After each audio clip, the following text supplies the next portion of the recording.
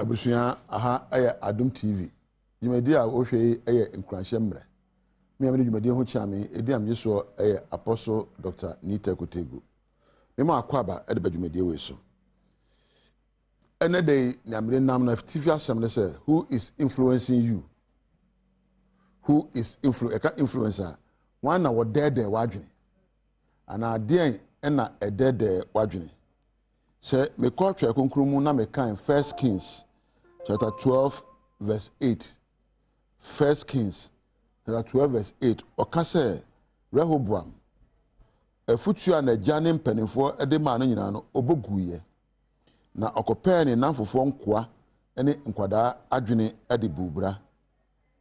O say Rehoboam rejected the advice of the older men and instead asked the opinion of the young men who had grown up with him and were now his advisors.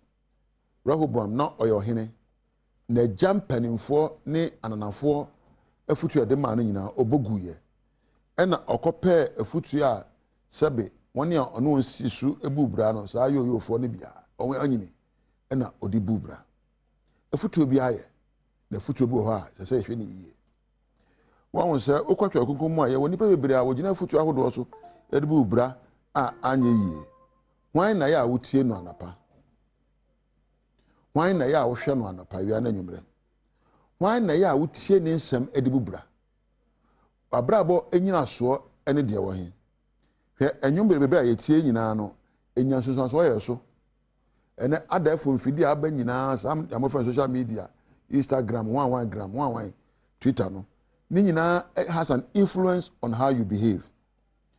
We all can learn something from the process of Rehoboam. Okofa as amrante no afutuo no ensi ne yie. Rehoboam no oye David enana ena oye Solomon eba. David na osi nkete ekum mpempem no na ne nana ene Rehoboam no. Ena Solomon no efre nyansane no ne nana ene sa brante we. Ba brante entie David afutuo. One kind David afutuo bi otroye ena wantie na ja Solomon nyansane afutuo na otie nanafo afutuo.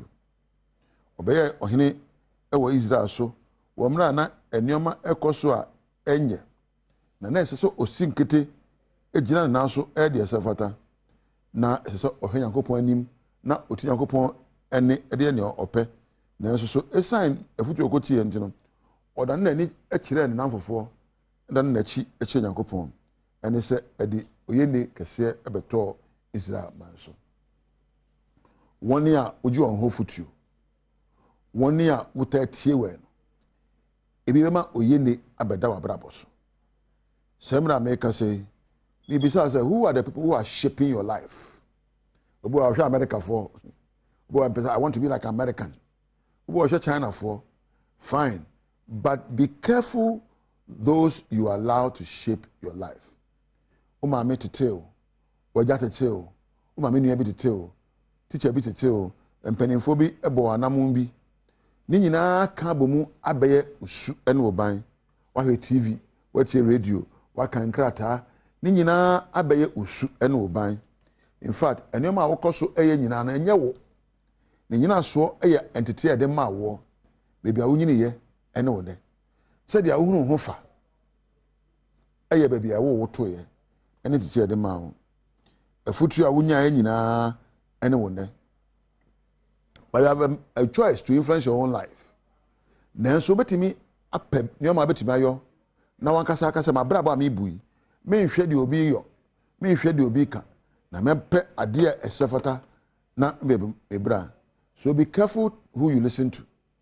Me am to enyanwum bia na metie ane me pesa na mafo reggae bi me pe na mafo halafi bi me pasoro nyum banya ni nyina bi na metie nyoma ehye mi nkuran metie nyom a ebema mani agye metie nyoma a ebeti mama tintiri mapomu enya se metie a sebe kasa mu keke ni abetie bia no eta wadwen proso ena ni eda wadwen proso no ena influence ni abeye enya ade nyina na mehwe enya news item bia na metie enya kasa ebo bia na metie kasaba edi ehunam kasaba ma me yam hyehye me yam ntie metie de ehye nkuran metie de ene na so nam na metie de enam odoso enti onipa say who say you need to advise yourself who you allow to influence your life.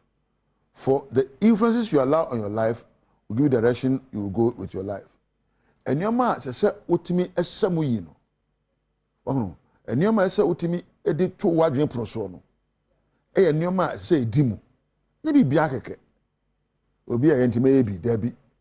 Obi a kontime ko bi dabi. Obi a ko onye obi a wo ye wonko. Obi a yo onye obi a wo ye wonko. Don't be influenced by the crowd. Be influenced by your unique potential. And what you have assigned your life to become. And you person hear that channel and there's influence you. Winim. Ya na wadano when ya cherade. Edumra enyemua. Edumra asemua. Me cry to Proverbs chapter 18 verse 10. The name of the Lord is a strong tower. The godly run to it and are safe. Awurade ni dino eye butantim kese na yedwane kohyemu enya hoto. Ono yeka onyame din a onyame akwan. Yeka onyame din a onyame hyehyeye. Yeka onyame din a onyame emra ene ni susuye. There are principles you have to design to follow. There are values. No matter say sombo, say udi echiri. Don't just live life going through the emotion because everybody is doing it. Obi afa phone and afre hello and also ofa bi dabi. Have a reason for picking your phone. Have a reason for stepping out. Have a good reason for doing what you are doing. Let positivity, let what is important influence your decisions. Mani edimu, madie no kwere pepepe yo. Die edimu na fata na influence wabrabo. E ma bibia kaka influence wabrabo. Sabi obi aka bibi anya akira wo. Na ma abuafu abufuo no betima influence wabrabo mo ya de mpe. Abufuo no ba hye ho so na ka che say abufuo aba na so baba bitina me bubura me mpa abufuo me bubura me de ane je bubura nti waba mahunu ade we nye me ye afuro no kwan so e ma oya odi so nhye wakoma so e ma mfa bubura oya odi ba pe bi sere oya odi ebeba ke ba oya odi ba pe ba bi na fato na kire ho say oya odi ma me mubura papa me pe ba bia me de beto na ma pe de sefata abribia no nema bi baba abdwen pro so ese wo samu na ide sefata na man influence your life. Be careful what influences your decisions, for you become those influencers. Be careful those you listen to. Be careful whose advice you take in your moments of trials. Asamato, awade enkoye, usika asem enkoye, usuade enko utim, unisika. Wan na oma na etie etu afo. Efutu abenya no ene wonnani ochina. Abusua wan kasa be pie ebitima panema be atia kan na influence o me da se ene da ise wa pa me na hwe me. Let positive things influence your life. Let things of value influence your life. Let things that are born out of love, wisdom, influence your life. And your life will never be the same. Abrabo be wie payo. Abrabo be dimu. Nyina so ene ne ma kwan ma na atuofo na Kenya wo. Aha ena me do besi. Wonim dada so onim din dada me nsan bobiom. Na wo a wonya amra hwe me ma me na wase. Na me na Adom TV adwuma kofo nyina ase.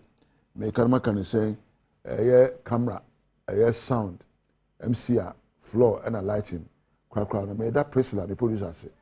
Wo a wo hwe me so oni onyame entina.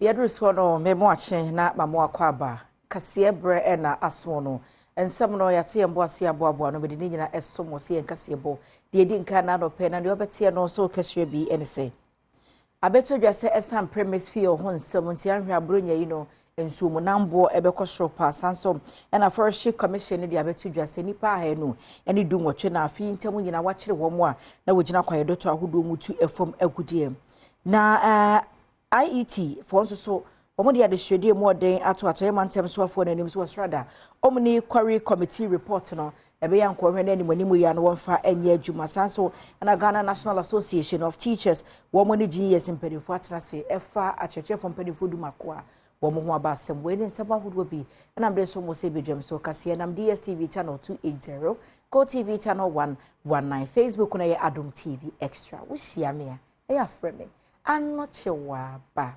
Ajwase wafin 70 mo no mede twaso amount.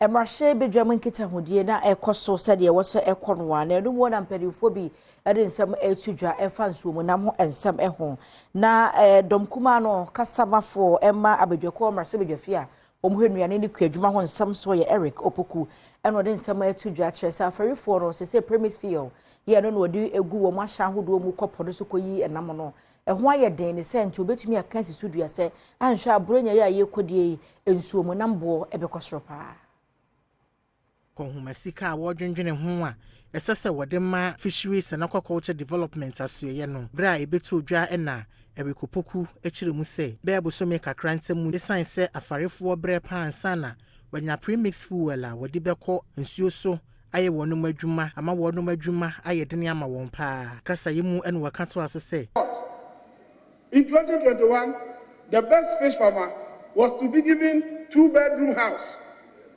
The ceremony, which was attended by His Excellency the President and all the state apparatus, Mr. Speaker, it was all over the country that the best fish farmer was going to be given 2-bedroom house. As we speak, the house has not been completed. So for 2023, the Premier Secretariat targeted the supply of 107 million liters of premise fuel.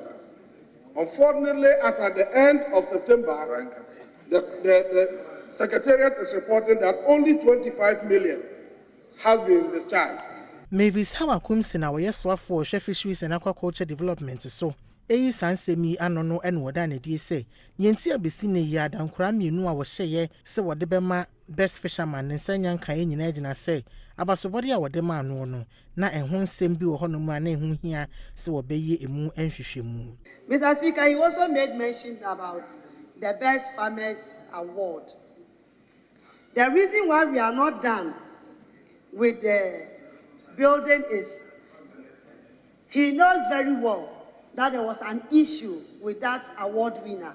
So we took almost 8 months to 1 year to do investigation to make sure that the fisher had no problem before we could allow the construction to go on. So if the ranking member is saying we are left with 500,000 Ghana cedi to complete, it means we have done the major part of the project, and I think it's left with about just some few touches to complete, and it will be given to the winner.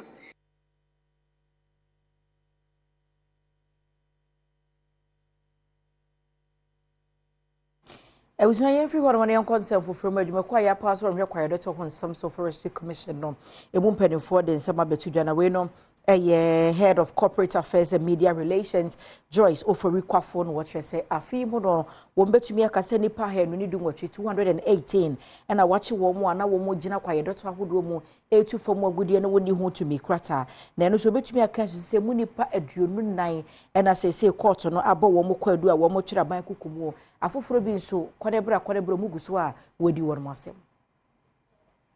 Opepon bosumi no afempeni no aduonum yensa edibesi openim abosumi mu forestry commission echra enipa ahanu enidu 218 ena wachire wo mu a wotufo magudi enye ne kwanso a ewo my Ghana mu emu aduonu nan ena mra no ene won mu adi ya wode wo mu akoto afiase won mu akanso eguso a ejina mra nanim sanchire mu yi Corporate Affairs and Media Relations Penimpa War Forestry Commission Joyce Oforikwa ena ede etuja ochemu sese commission no ede wani efa ba bia yakwaye mu no wahwe se efomagudi etu enye ne kwanso ano omanfo ebejai de wo mu se oman Ghana mu ena efomagudi etu ekoso do na so mantem bi wo hono mu a galamse na no eden wo ho ebitisa asante mantem mu atoye etifi epoye eni mfimfim mantemu senti hopa ena bambosem no ahoden ewo wo hwe kwan se kwaye bi ewo my Ghana mu no obetimi ate wani ahwe yi sebe ya saa abonefo semi eto obetwa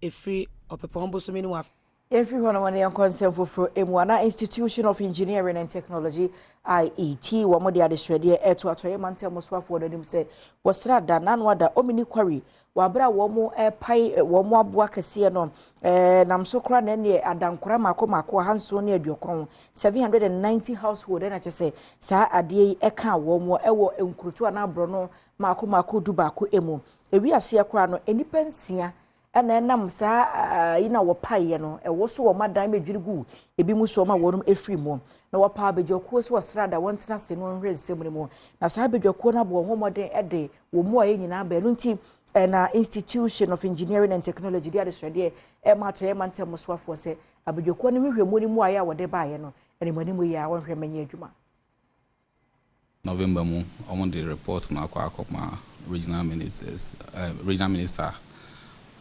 Enema isi ya ankwi ya ma se atorenchem no ebaye na ebe akwenya so Australia regional minister say report no and some wo kan ni nyina microphone no money license safety measures they didn't put it in place come as any nyina ebaye and that on one kasa the nose no obesi to it say recommendations on yaba no be implemented so they be a BNCBM or any pensia omohre omonka no ayade na hadwin ti be so say ne what report no be as some implement anyway ya no our bem de omon push na omon implement our interest ne enye say ebia ye mpo bia sama na BBHSA. Sometimes we senior reports number lessons learned. And then the to hope bima a BNCBM. And only here in pa near the kind. And son a baby which cry yaka. To your best friend. If you more my year, mistakes some who is never ho.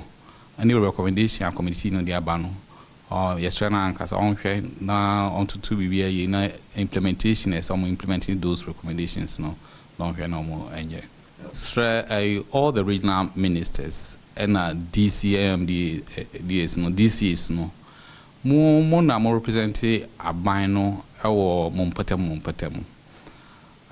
You know, especially His Excellency Nana Addo Akufo Addo or no backgrounds abayese adwumai. Won't mean anything na wa pen na musim for more in particular. Everyone yanko ngmasiamu ensem emua.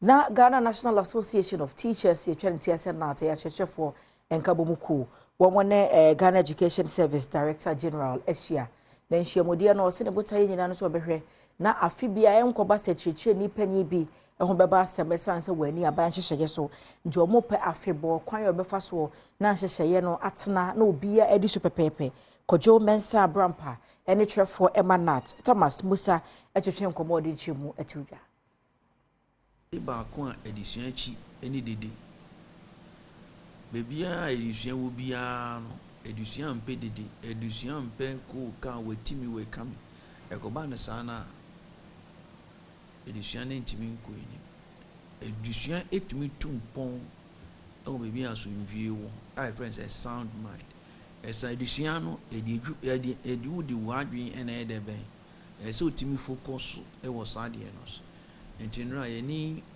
Director General aye Dr. Eric in cancer and need nkomo e was an esi nyina ho chino because the esi nyina no ka onya ema na nkana nyina hwe kwan ya ebetumi afaso the esi nyina betumi aso a enti se nya mbese me gina National Executive na aye Ghana National Association of Teachers Executive na name na yeda Director General as in fact inra Director General okani owo na ono so na koma so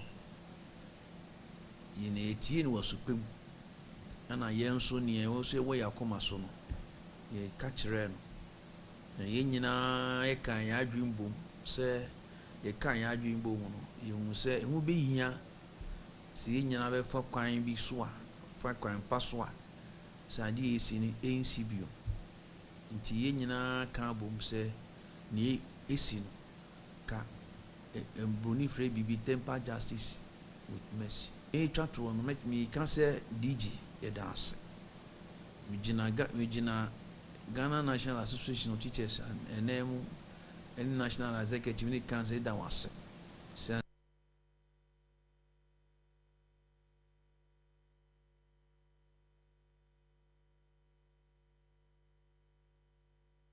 so mo Badwam so no memfa de nyina ensi abuso ye da ye ho aba ebedura de obokra champensem online portal so nsem ebetos wo hia me a e afre me anoche wa ba ajwa se wa ye wasisi a aka cho se Perez music aho line no obi so betina 18 years on tenkran me maba 4 by hame tie se be ko master class na makosua because se midi income yachi akwa asante mampowa you know yatina aha nti yakwe wasi ye penkrani di akire but se meme ya santina me sa tenkran ya betima ye sa adwuma no ama ye flag bearer power to the people enti flag bearer aba income ya me kwado ho so de obonkrata no ekuta no se ni dimina ni aura ni bibia che se in fact on se omo be ye kese da ache no asakro omo se do musisa omo nsa gidigidi sa omo se omo sepe wine se sa na kwasinsia bibia ye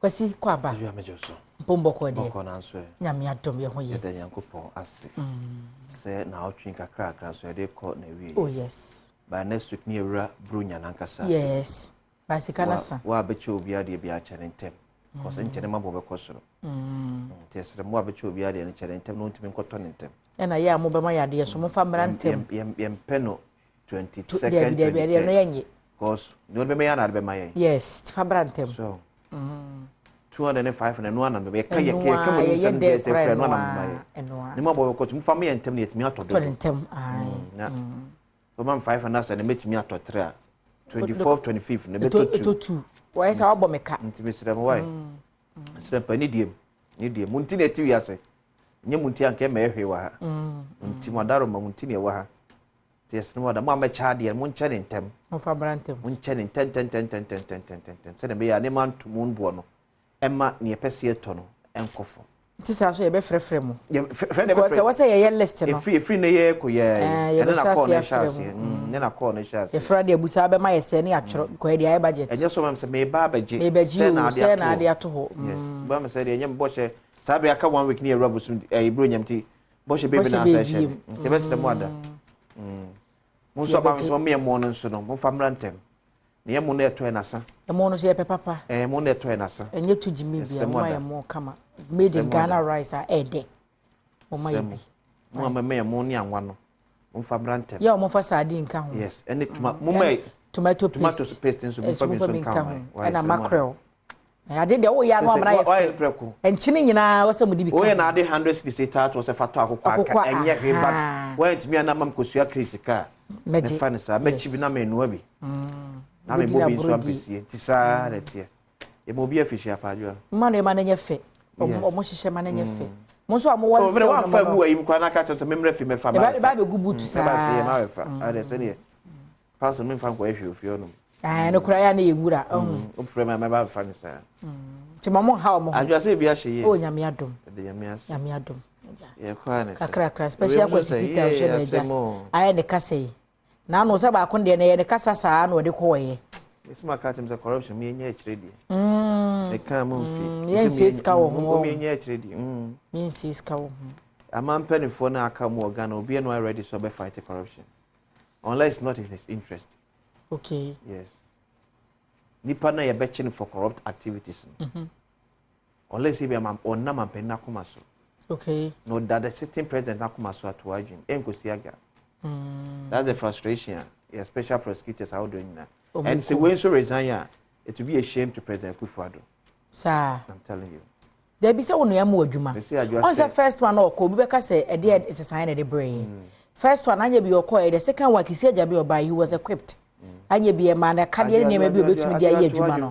Tie bia we nso kɔ a e be puti empanimfo no on their toes. Sir. But kisi aja ben kɔ aga me ye. The motive behind setting up special prosecutor and President Kufuor adwuye ne say ne oba ba chi NDC for agu.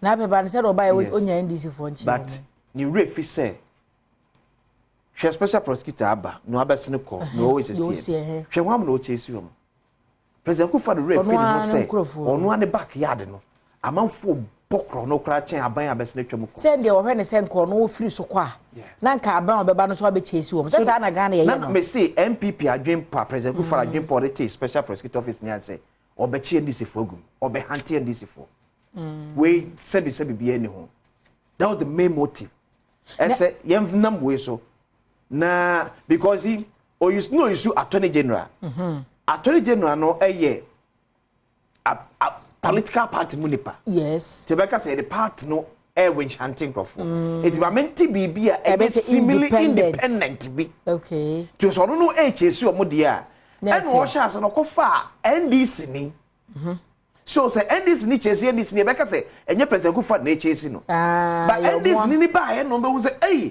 sem crofo na se be chesi o mo no o mo anye hwe no mo mo yi no o mo na chesi o mo bogum and am atu o mo nyina kasa enye bibia tentin bia yes okay president ku follow to no chop special prosecutor anto and it is a frustration there until sort ya konya su special prosecutor bia go through that frustration but enra so ne name running me ba kudi nkomo no che se na nkomo hwe se lawyer adwumanko na prosecutor adwumanko oso no osua ambara ne wie no okosua prosecution 10 years nti bi omo saa no ye de se di bre ne mo omo a ombetumi aye adwuma no te se me say se kisi ajaben ko na mo frem se me special prosecutor betima aye adwuma no ya tetere bi so enya motere adentia Ghana amamu no enti sense na THD hunu town yes because unfortunately say to me over 90% of a man to me no ekuta nipa baako okay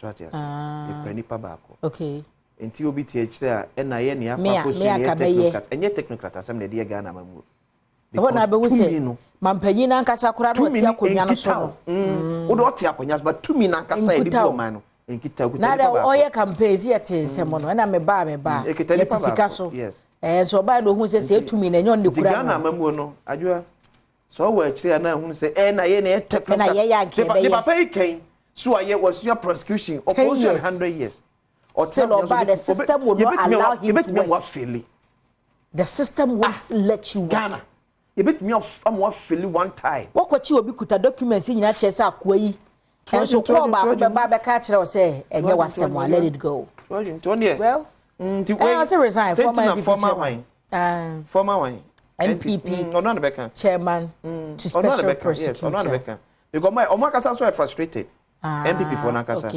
okay frustrated because ni omususu dwe no amamusa ene say mafa baako nipa iko en sebo kan ye kuma for free so resign ya be ye shame to president Kufuado ni omo hwe na resign bi na obagina dibiem ene omo hwe na resign because omo say efidie no musumie no amfa aboa bi enwura mu omo amfa nkate antumti aboa bi owura bu so omo ahonipa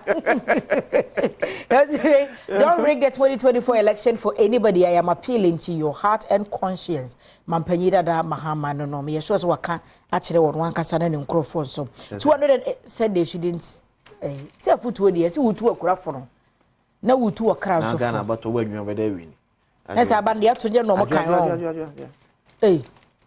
Ghana ba ya wiem a yentimi nwieni oti da sen ka America ba to beka se wiem da de bia Ghana de na tina de bia de kokufu court ye wiem anya de abewini ntina court ne ka kire mo se abato no o polling station on ground en fam ha no okay because Supreme Court dem wo yento aba du be to aba wiem a ye ne polling station ya fa Supreme Court and polling centers no okay nti e fam wo wanyi wadwuma yi wo fam ho no na ebubo wa ye do ba Supreme Court ebuabo okay 280 illegal miners arrested for a strict commission ye kase ebomu ye rem local news pressure mount on government over lithium deal and they say ye di ho nkoma collapse building kills man at Kaswa Opekuma while chasing bird wo chase anoma ana bird ndabo ana say akoko ana bird ya enim ya anti Kaswa Opekuma no edan adwiri for you say Kaswa import was enya special criminalized criminal court ema Kaswa and also ye wo circuit court omo even name say high court nyam say there be yen kan nyina bom nya special criminal court for Kaswa nko so there be a wudi on sense mo adie no e be content ba half of do na ate ho Say, oh, say, dread what you could. I can try to me hide now, Kurumo. Share, you know, Mr. Brown, much now she idea about your racing or quarters. A be free, a bureti ho, a be free casueti ho, a yes, so I go on my summer yet hono, a you told to let you. Oh, Sadio, I said, what you could have said, Maka. She drew Fiada, see Fiada, your back, never for you, Renon. A bonun do corner. Oh, T. What the Abber says, woo your birthday party from my house to your house. Me driving for 1 hour 50. Send me the free baby. I'm a tino cook, Masia. Caudria. Can't Anya Bianca Bedru just so. I can't muffin. Me say, I do a medical metros and God and Krahambrano. Number 1. ASO who the difference between East Legon and East Legon Hills. Rule number 1 is what's in Krayan. Know the difference between East Legon and East Legon Hills. You were East Legon. East Legon, what is it? I know East Legon. East Legon Hills, the whole foot through. You need be a friend of only the birthday last year. Me di free amasa my corner was the twice who cook Masi and Kamedu so. Ya bra ka umufi. E mon futuro. I just makasa msi kroma. Ya so ama owo age the center of your capital. Me see a droof ya there numra for cantonment. Ace nightclub, Mooside World, the bar, Honey Circle. Police station. Now the rura sa inside. They should Ghana for as compared to Abrofo. How when I did the center. Yes, so I'm going to bet me 2 years. Yes. And I make her say, yeah. I'm going to bet me 2 years. I do a na yeah. Last week, namely penny bidding come apartment be a WCC. Now even chamber and hall in that apartment, you know, they can't board catch them here. Single room is like $150,000. 2 bedroom, the next one and I'm bare $800,000. Ghana for net on so to have written to be anti-feeling. Into a no free baby abano, the experience need no obey me afford it. But here about 1,000 Ghana a month a crown. Obe ko pe kumachi won akwaje 400 na de aka to petu so we ani asa aka kire say o enkrade no hia so benya car dia ba ntina traffic so adosho areho say ye die man na ye ntimi ntina kro finfin na ahoho na age kro finfin so now they become the determining factor for our capital nto mo ti kro nim yes and ya de sia da ne nkwaye wo na chi yes let's empower the Ghanaian. Oh, Debbie, no, let's empower the Ghanaian. Debbie, your man and your can be NTSC. And they bedrew a bedroom, you know. Because on no sick, just a bedroom, no, a pam Ghana for on the war a sample and put on back cross up or Ivory Coast. Okay. Now, Abrofuna Jehoni na Jebako, you'll be mine so yes. San Ebeko. But there was here Brosano who crumfin. Yes. On one was a canon, or no sooner better my bruni because beginning to me afford exactly. So the question is, how do we empower the Ghanaian?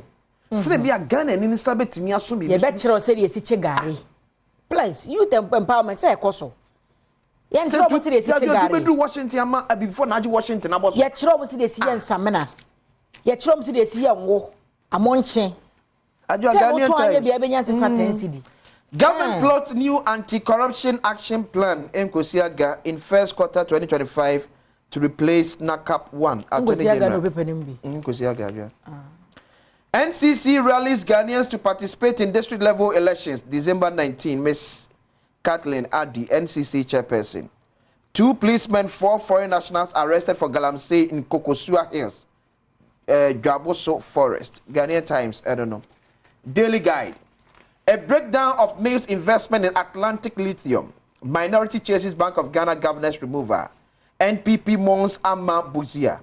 Digitalization eliminates corruption. AG tells UN.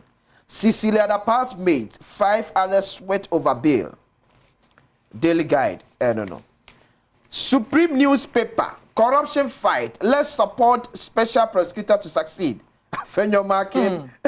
Afenyo, if we do Rassi Billion, assassin a young farmer will be asking you go to Fumogudi also. Afenyo Markin urges Ghanaians.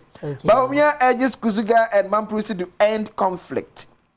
EPA sabotages farmers. Landowners in New Abrim uses a liaison group to destroy farmers. Dealings with Newmont. T-Vet bought Lacey's boot. Oh, okay. The Supreme, no, come in your ABC News. The President, Mr. Speaker, and the witches. Another headline. God Nasarbedia Queen. The President, Mr. Speaker, and the witches. Where the witches are who? This will be God Nasarbedia Queen. ABC News. Implementation of RTI on course. Could you upon Chroma Esuna Ekan Sadia?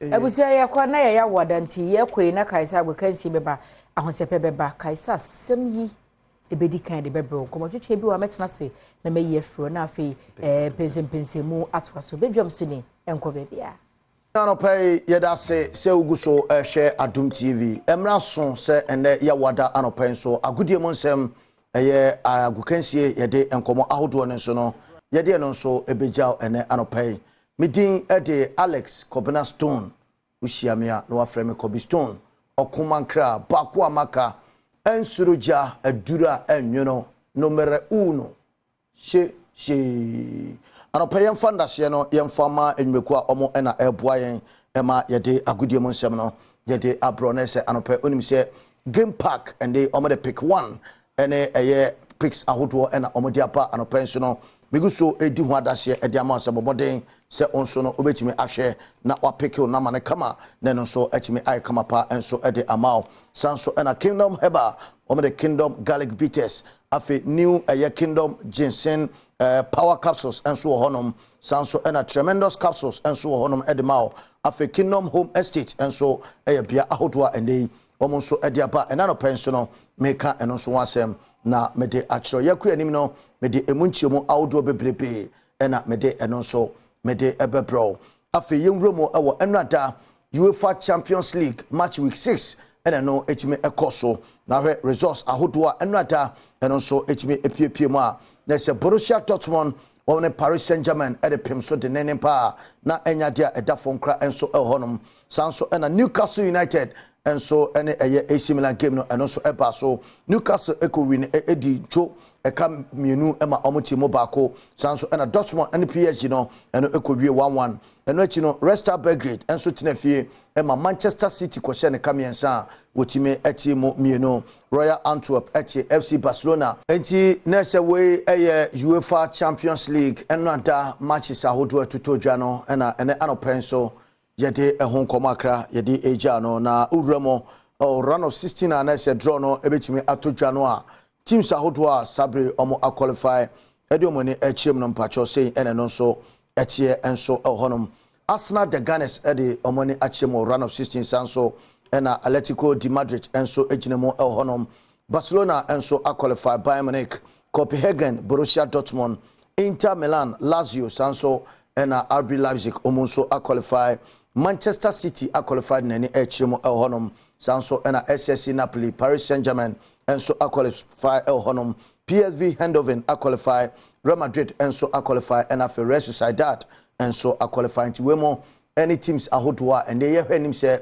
draw kesia ebetimi atodwa no omonso ebetimi ahwe na eno so ewie peyo enso ede amawom yebeti atom ofie ni ahwe efie nkoma eno so ajigo na no pay mamenka enchire se yade se ade a yatwen ache pick 1 and the game park empenifo ede abano afei eno so etimi abedro eno ne se obe chusu o favorite number 1 from 1 to 36 nese no ene dia obe chusu ede afirimo na afei watwen wasteki na afei watwen se be ya onso no obetimi adiska bebre enso ade gu ho wo se momula nese sika no ebegu ho bebrebe ya from 1 Ghana cedis ekosi 350 Ghana cedis me pacho obewini na eno so akoye pa ade ama ye nika ewo game park enhihye ni mo ne se we no times sika odi etwa nti ye ma 26 osa na se times sika onso odi etwa nti boboden se sabro be 4 phone no aposta 946 hash no wasene all networks na onso no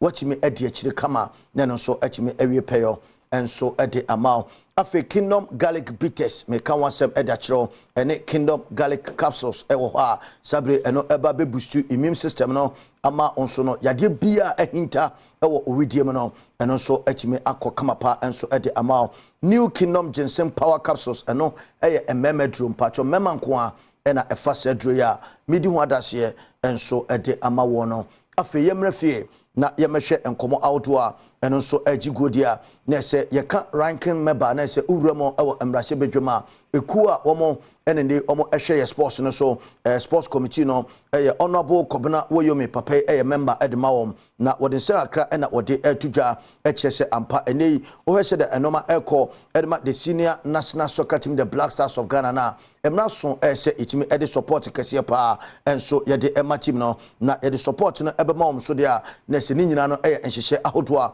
empenifo ebetimi ede agu akwemo na yentie ne nsɛm kakra wode atudwa ede fa the Black Stars of Ghana ho. Qualification this time around has brought a lot to the fore.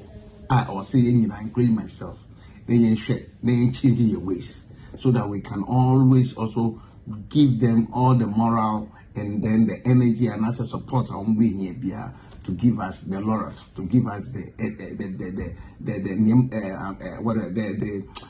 energy or saying, which is missing for now with regards to our male counterparts. We shared the way these girls or ladies went into this game. You could see some tenacity. I mean, there's some will be focus be GBB. There's some business like it be play more. It's the country Wangasa. So the country first. We ensama neso panipa ne uremo ewo emrahye bedwama ono so ebo adwumade ahwa aboa ma sports na konanim honorable Kobena Woyomi and out say wode ensem wen so wode atudwa no ma memremo Kumase Asante Kotoko branche ba ko a ene nansem ho de ne bobo akosoro ye pa Richmond Lamte na no enam so ema dodo na akra ena efrese ebe ya squad a de kwa kopie mo ewo Ivory Coast bosome aiba besimo no ehu behia paase abrantie obetimi aka ho na enye so obeka ho kekenemum obesi akan ede ama Black Stars of Ghana na no ena brantie no ete sansem no wo chese enya de se eno ebema na atiada ana ebema ne trimo aye ne denemum obehwe so obekonkoden pa na ono Richmond Lamte no waginemo asia kan ama Black Stars of Ghana na as a player and as a professional player no TV say ya mai tremnya de na mo yekoso aweke hard sa na de o na timi apie instrument so me ma me se ma enya me de ana se menda me koso aweke hard jidi no omnya wo yimu no ene still na jidi no mo da so wo yimu no o koso nya sa jidi no o yimu na in disappoint ho. Na se we ensema abrantia wosina kan edema Kumase Asante Kotoko Richmond Lamte wode enonso etu edwa ma yensan enwremo ewo MTN FA Cup run of 32 enonso yanya ntie se ene ena draw nonso no tum se enonso timi ekokoko so a na yebegwremo akra na fe yahwe sedia eye teams ahodo ne parents nonso esifa etie enso ehonum na se ohwe screen so a eno enende mpanifo so ede agu kama enso amana se we run of 32 said enonso etimi akopie ewo MTN FA Cup no ena mede enonso ehonkoma akra mede ema no na say enetie na se ukọ zone 5 na Nania FC any Great Olympics na me adoma omo ena ede ebo ene na fe Koforidua Sushan FC omne Legon Cities enso ede bepem so Enkran Athletics anase Accra Athletics omne Hoho United enso de bebo ene na fe Heart of Lions enso any Dream Service so ede apem so Park Academy any Beche United ebebo na fe eye Namoro FC enso ene eye tima eno eye Akwaboso enso etime ede aboani nti we mu nyina no eye matches awodo a ebetime atutotodwa ewo MTN FA Cup run of 32 draw eno etodwa ene sede honsem no etie no ena sabre yede eno so eja no medo ebewie ewo multimedia e affiliate station ba ko ende ko boase a omo so edi dwuma eho pa na se Time FM ena omo kire se enei oboase esanse as good ye team no every Ghana football monti no ama Kamea Selling Crespo Stadium no kra no eda hodam pan na no ena omo ahyehyɛ unity game bi se sa dwumedie no entime enkoso se be a agopama no eho siesie ene board bonso betimi akoso ewo oboase general manager edma Time FM no akwasi Jemfi na wode emunchemu kakra etu dwa wobra ya nim si ni Isaac K no manyo ekopie mu no ne nsɛm ɔde to n'anim ne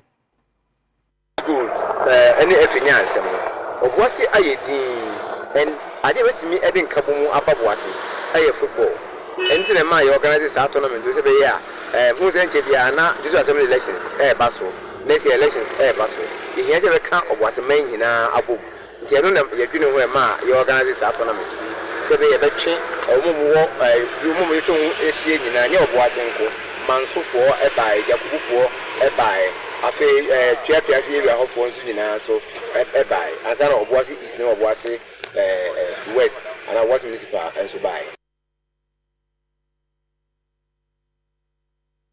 if you say ash gold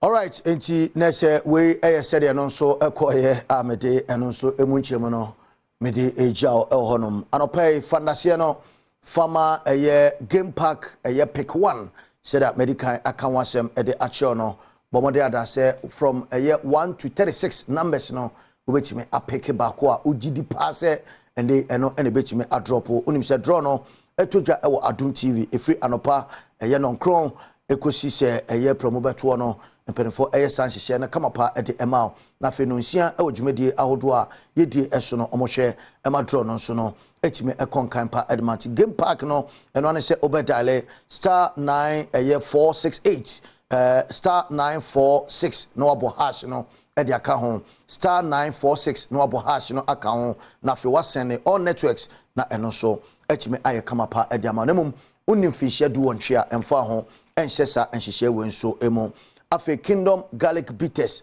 and Kingdom garlic capsules makachiro dida se we no ba abema o blood pressure no akofom kama na se atodin enso ede amao sanso ena cholesterol ena etete wo a wadro no ene sa endroya mede edin atudwa ama no esanso boost immune system no emende bibia nso no etime kokama pa ede amao New Kingdom ginseng power capsules no me se eno ememedro it is sexual weakness anampo okọ sisi ana wagye mu ewo kwanso a me so wadro no New Kingdom ginseng power capsules bomade se obepe ekira kwan na no so ay kamapa ede amao ope endroi dodo na etua na wafre Kingdom Herbal Center anase okọ maso okashi drug lane ho a obenya omokira kwan na ono omo so etimi edidwa kama obefre telephone number we so pedodo etua 0543 614 9961 0543 614 9961 nese ono omonso ena ekasei anampo ubetimi afre 030 393 9987 030 393 9987 nese ono omonso ena ekasa Kingdom Herbal Center ene Kingdom Home Estate enso ediapa maka ohwasem deda no ede acho na Kingdom Home Estate no na sende no tum sampa we no ensase dapa ene no so edafoma ye de emao affordable houses ena omonso ede abasabre ya fixe mfidi ahodo CCTV cameras ni nyina no ebo adwuma sanso ena electricity ebo adwuma ehonoma we no affordable houses ena sabre meka ede acho se Kingdom Home Estate omonso ede aba ufre telephone ma me de etudwa elia emao na nso obetime eno omonso akasa na no so aye kamapa enso ede amao minyina so enkomo ahodo na no penso no Sergio Manucho any team no ebobo ano jame no mede eno so asi ewa ha na me yatuma anwumre dia kanyina da ebesa ede eno so ede abro midin de Alex Kobina Stone Fremi Kobi Stone okomankra bako amaka ensuroja adura enyono numero 1 sheshe meda se enenso memo akwaba Adom TV Badwam health tips ena wo hwe na wo twe mu komo no ye stomach ulcer ne no ye hwe ulcer no stomach ulcer na ba oso no enko utreatia eno eyeden a endpoint homeopathic clinic na daroma ene de bro Dr. Penny Edubuaten so eti Adwam doc ye na asemo akwaba enenso tie ne no de ne ye hwe ana obi ewo ulcer ye treatia enko osa tibiko de ma bebere osa obi bedi ada obi be ka che say osa no metreat ya enko ama bebere no give up na osa treatment no enya aduro keke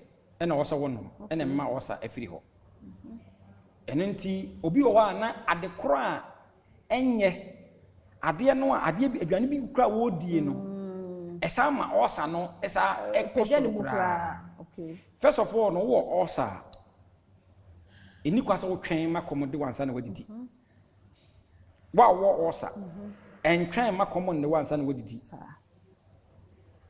enti ena enidi so ma na mboro so aduane ye ode wo osa enti no udidi embet enti obi atimi didi ba mienu ana miensa a day wo osa obi atimi didi ba 4-5 times a day okay udidi embet ayade ho wo osa anuane bi ho a enuane a citrus fruit acid content na wosoro no eni kwa se udi bibi ti se anka bibi ti se pineapple bibi ti se grapes eni kwa se grapes acid yes acid bibi ti se enuane a e contain too much gas se enuane no so no obi a wo osa eni kwa se udi beans a very good food, high protein, but the gas content is very high.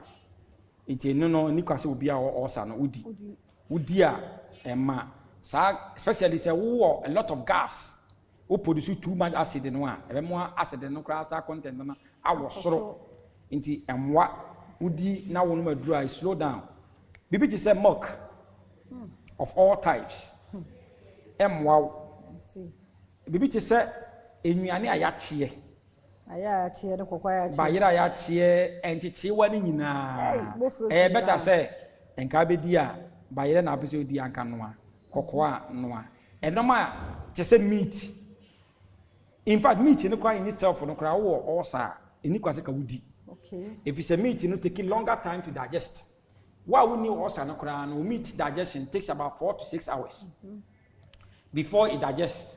It is a war also. Imagine how many hours it's going to take.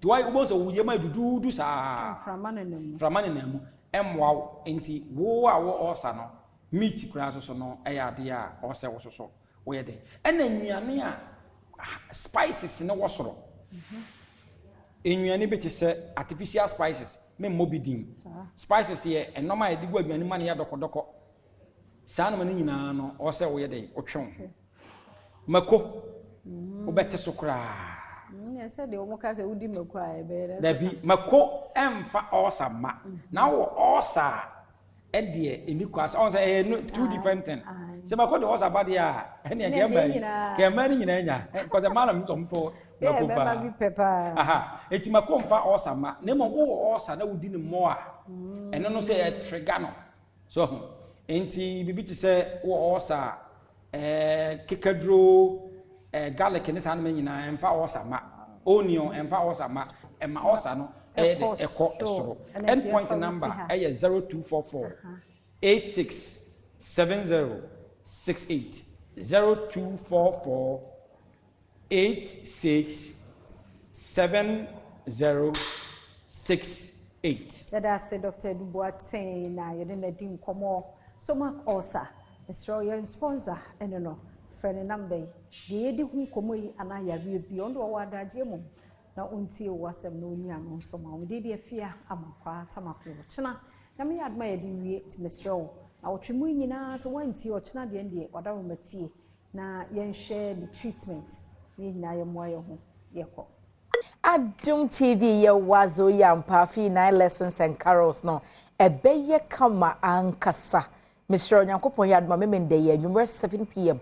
na ye frase about 5 p.m. ni ebie National Theatre e pronato ho a obetna se na ne ho betimanya popcorn kakra bi aside na wo de twen abra ye nso ye boaboa ye ho na yabem wani age but to ticket no say you can buy online say a digitized bill a *714* 003*3# *714*003*3# na wa follow prompt no ato ticket e 30 Ghana cedi pe etiani abusuani nyina amra o magimani sansa afinche ba enso nya nipa nyina na beto wo me braso se matena se de me di nkomo na ye hwe apomode ho ensem tie nei me ne Dr. Kojo Kuma ofri Ghana Help Therapy text e de beto nkomo me de Ghana ba ma ba Prostar Joy Ghana Man capsules crypto 400 and I say 500 oh and when they say me di nyina baba du papa de we set na wutim na udu ba bia na emergency to a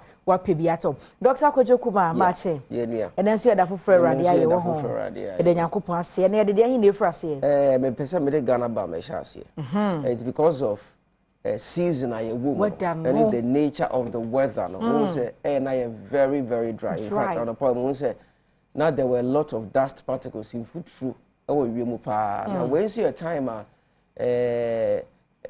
bacteria any disease causing microorganisms na name from an etimi efra na ye home kwa mu man my a lot of boso yare a respiratory tract infections be drained to one say in this season and also in these times no a wa be bre be shada akos man for be develop a lot of coughs and dry coughs, chest infections, chest tightness, and breathing diseases. Person recommend say, who may hear say, obey steam inhalation. Now, so steam inhalation in the obey say, you did come back bomarding so back or talk Ghana bam. We and a ketwa, but bombarding says, say the ketwa and the Cassian so the ketwa and as a Cassian over pebacco. Now, what could no one share? There's a half a bucket. Unwanso she be half bucket. Bucket ye di dware na nsuo be fa. There's a fa. There's a ube punu no. Mentioning ngru. Ngru ana o the teaspoon at Ghana bam. They put me at half teaspoon, wait me at 1 teaspoon. Na we jar two. Okay. And one can say na na fe o de open to maybe say tomorrow say a blanket to the wood bia. Good. Na o de akata ho na we bomodin say ube punu steam no.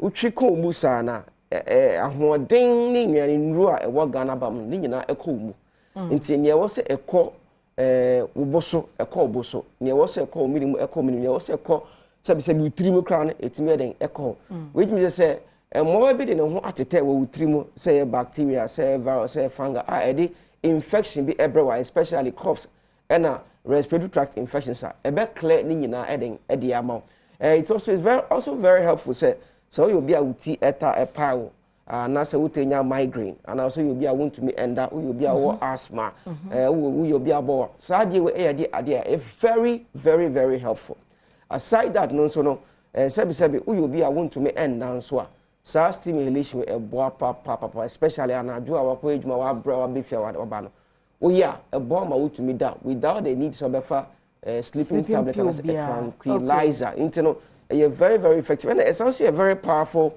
stress reliever. We are say you are relaxed, you are relieved. Tension be na e dani pe so say ni nyina etime den took up precope into stimulation a season we dey ehun be hia pa na e be yan go say covid na enko it is linking around because the amaya said it has become part and parcel of us. Precisely, you know, stimulation dey be was here regularly, especially in these Christmas times, no, and as a festive season, no. Contact among foreign interactions here kukrum and kruma are very very congested into contacts in the doors. What we need to do is that consistently was here time steam inhalation steam inhaler for some time and so you say total relief and send a big jai now steam inhalations one apart from for munambiao into any body pain say joint aches muscle aches no Ghana bam near so better kakana dia sra bibia we say usisi say ojonku now let me add this say class say ko say we bema na anaso your bana was severe waist pain and I say severe back pain nia obeye ne say woto Ghana bam na o de kakra befa usisi echi that is one but anajo wo kwa akoda no o de asawa which is cotton befa eniso kakra na o de tia okay obeye na as a suppository na o de akoda a burning sensation, but didn't say it's a best show. Very good. But be sparingly. Intend can see be better now odi tia and I don't know that. I dear bet you won't say be a was a cinema a man yan. Nina did be too as the amount. Say cabana crosses anal tag near Tarfan Coco, Woodian a fifi. Would you to me when you want to say, won't me and for winning in a bit internal, a bit external.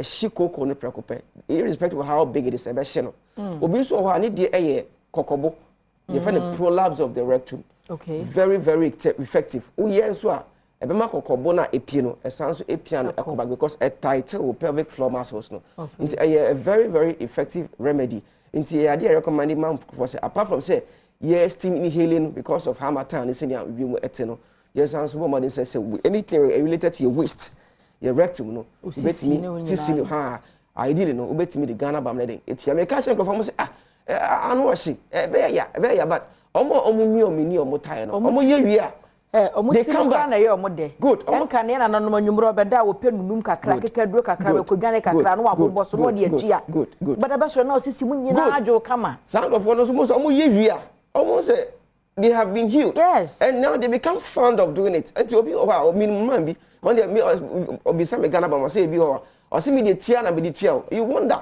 Well, because he has done it once or twice. He has seen the benefit or twice adding. And until Ghana ba no e go so system no and say we have not run out. Still no and for use you are dancing there all over even all the way from Togo to an Mutugu shedding because of the efficacy of yedro no nti yema modern science ebetimi akabi na ye steam inhalation no perfect combination ebetimi akasi ye mfa kan ye say 500 because the immune system is active. I was say immune system ni etimi ejuma nti particles are ye inhale ebetimi abre yare inframa ye twe koye mu sometimes inframa no community say ohinu mu nyina eden ehyew I was say immune system is active because it's likely say yare ahodo betimi anam inframa no edura dipede no nti immune system ni gina so a inframa no o twe ko de yare o mu de but esan say ejina ne nan so no etimi ekuntia emowo bi ankade yare bi ebebro aside that no so no wo pese obo nipede no nyina ho ban from your head to toe. You need the immune system, especially with liver and with kidney in these times because and some crofobernum and naman crofoberi naman crofoberi these 3 weeks and I say 4 weeks a day it be a very very dangerous chemicals near a bit me aboni podiano buying from danger from harm no SAV 500 inti your mom what says save no so season we no you better na ya normal as a prophylaxis men trying my yare and embeto and say waka say me ko pay edu no ato aside that no so more infections say sexually transmitted say HIV no matter the cause of it be a honda many wa yare what you need is say your immune system ni ho adwuma over all the capability say obetimi akon etia yare bia until the immune system no ahode a otumi akuntia yare bia ha lipedian aside that no ahabanya ewo SAV 500 mo ewo ne fa active ingredient sa active ingredients ni nyina no research amaye hu say ewo tumi bi ewo yare wo ahodo bi so nti fa ahabanya be say momodica carantia ewo SAV 500 mo ewo active ingredient be friend momodicin okay sounds wo momocarin sounds wo beta momocarin amongst others over 1,000 ingredients. Now sa ingredients what do they do? Research amaye hu say anti-cancer. In other words, no say kokram and as a cancer, but as a cancer yare efifia. Sa ingredients etimi ekuntia cancer and as etimi epam cancer e di free nipa mojemu. Etimi epam siche yare anti-diabetic etimi controlling blood sugar, ema sugar near normal. Anti-hypertensive etimi ba pressure e normalize.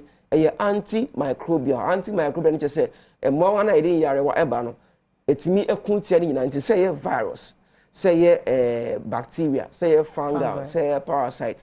Now yare be no mutumi cause e be gonorrhea e be syphilis e be chlamydia e be genital wart e be genital herpes any STD STI obetimi abodin no e microbes ni dey ba ingredients ni antimicrobial etimi kuntia ni nyina. Yes, a precisely into no all these added advantages apart from say feed the immune system because essentially immunomodulating honey the man no immune system no emanitimi edejuma into whilst it is helping the immune system no and one can say with the ingredients no essentially etimi all these organisms our system so added advantages into the immune system is working it do not active ingredient no setting Fine, you be ato e will be a ton with rubia licensed chemical stores, pharmacy, health shop, herbal shops, ubenye bi ato. So person who two eton so person we tell you there your numbers na our screen as obetimi afre numbers na 0244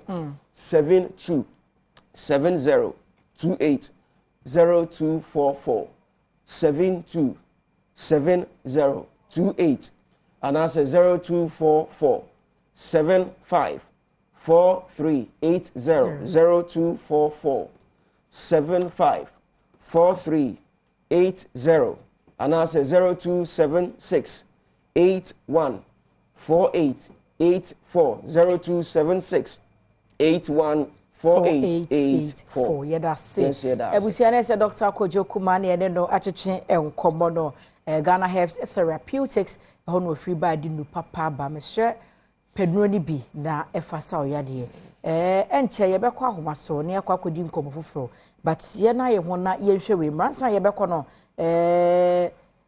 Franco Children Enterprise ekwaimu Dominion Herbal Powder kwaimu St Andrews SHS ekwaimu ye hwe we mrata ye ba ye bebo ye homode na yakọ Star Health Clinic na ho nso achede wo ma ye ne no ye de atwaso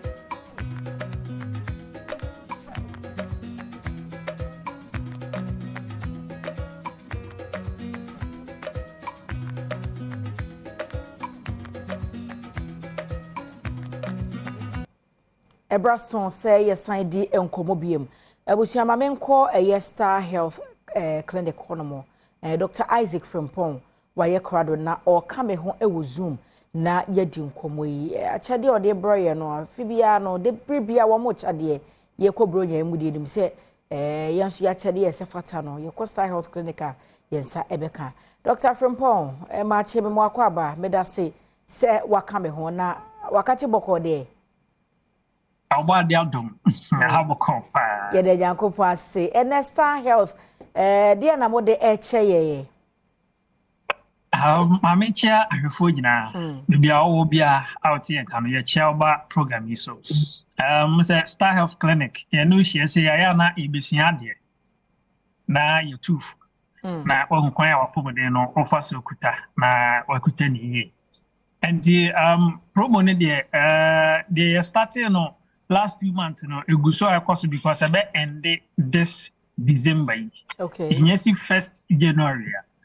Sa promo no na ye de abawie na fertility scan aye free. Ebe bawie by the end of this December. And wachi lab bi no ma ye free. And wachi ya can say treatment aye ma 30% discount e was no. And also so betimi abawie and your bare 2 weeks to end the promo. And is utie na after na wo hwesa obeba Star Health Clinic obe take this opportunity no na wetumi abantem na so wetumi abefa home fasode a ebi mu nya no ebi ana ya ma cost bi e wo se utia na untumi miti amount na sika na so this is the time obetumi aba na wetumi abenya 30% discount out of sika was utia no na watimi atua cost no na wonso watimi anya undura uhia se unya no enyina and Dr. Frimpong eba cho me ba ye kodi bro nyan na se mu mbreki mu gina mu bekoso aye adwuma saa mu de mu fa break ho good bro nyan mu no ade se ye be breaki aye eda aye 23rd 23rd ye wo ye nimi okay ye be breaki na ye break it 23rd ye basia resume work on 28th. Oh okay. There's a 5 days pe na mokojima home. 5 days pe ene yakwaji ya home. Nti aya 23rd ya ebe aya dia say aya Saturday ye be break it from 23rd to 28th.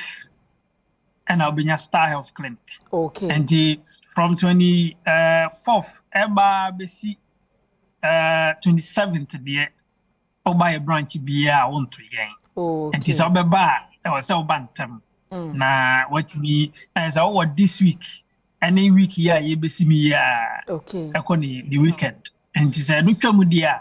Yes, a free 28th, 29th, Muhono, and I'll be to me and your Star Health Clinic. Okay. Na to ye now near Edijuma.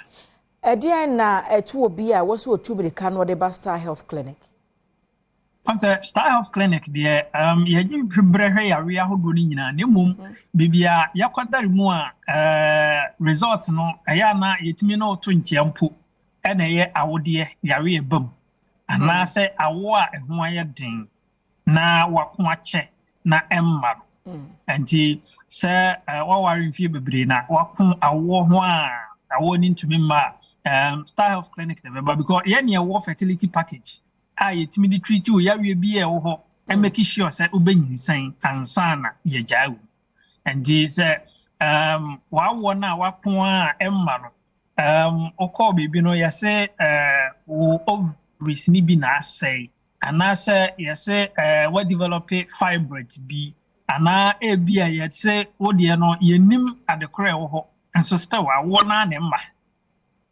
A honomono, and ye one ye pa, and ye no ye behe, I could not the property, how na ya boam treaty, na for ya mau fertility treatment, a bit me a mo when you say.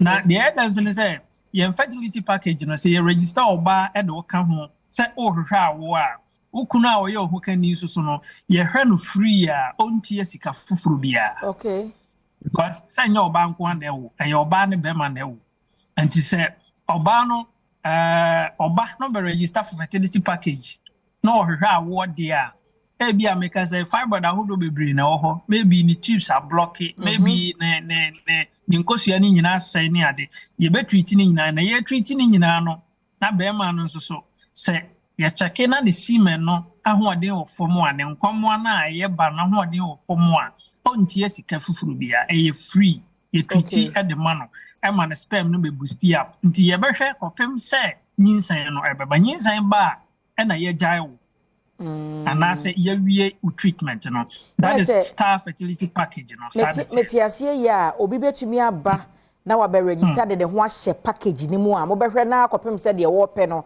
ne nsa bɛka a ne kunu kura nso de mo bɛhwɛ ne free esanse no bɛka ho bi na ma de nsa tumi aka ba na ɛwɔ pɛ no exactly and Star fertility package no said that you say ye register do ka ho a cost I de be ma ye de ma opreko ye nsa nju sika foforo bia so treatment ne be delay say treatment ne be cost 1 cedi a na mo aka akire me enti 1 cedi na me minim se me deka enti mo be me sa still no 1 cedi no a metwia no a 1 cedi no a untwia sika foforo bia cost I de be ma for fertility package no say so eno an ye de hwe wo a ahwe okunu aka ho akopem se nyinsen beba se wa wode no aye den mpo adamagi san na se awode na da so wo nko ade a ye behwe akopem se awode no ebeba bedam ansana ye jai wu na eba ne sa ye focus ni sika so because cost na de ma oba akopem no a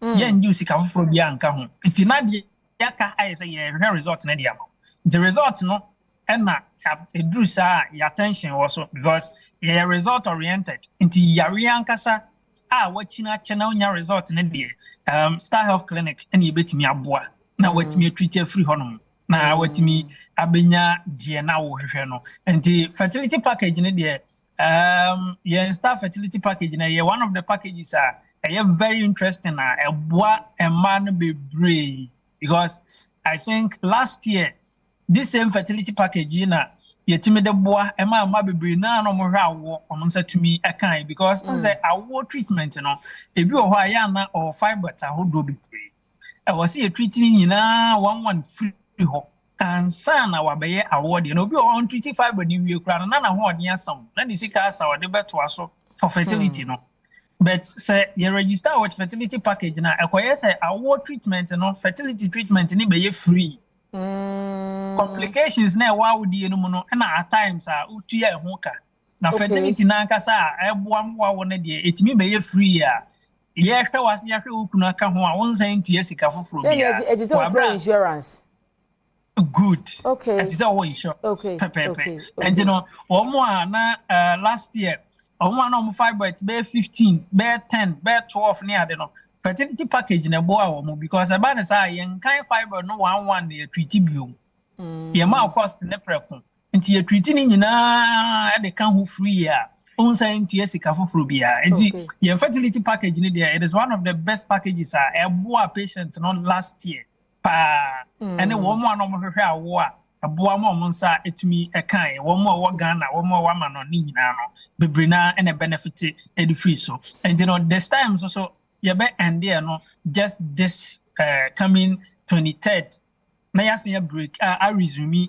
28th of this December the end of 31st no na chese ye promo na ye ni nyina no ye de aba ewiye na obi hwehwe Star Health Clinic obehu mo branches ni bi no wura ya branches no obenya ye wo Accra side ho obenya ye wo Kasoa Akwele Otacity kwa Akwele Otacity kwa obesan so anya ye wo Kumasi branch no we joso kwa mo ye ben 4 junction no e ye san ben Baptist Church no e kwa mo inside ho no a obesan anya ye wo Sunyane branch no wo Police Land bibia police for school no wono ye ben wo mo ewo abisim ekwan no eso ho no mo esa obese anya ye wo Doma ahinkro Doma branch no ewo SS locus area wa ye ben Gift FM Dama South so yo Jape Krum fitamu shano so sa efa emame ho nyina number be frɛ na obenya ye no me de 225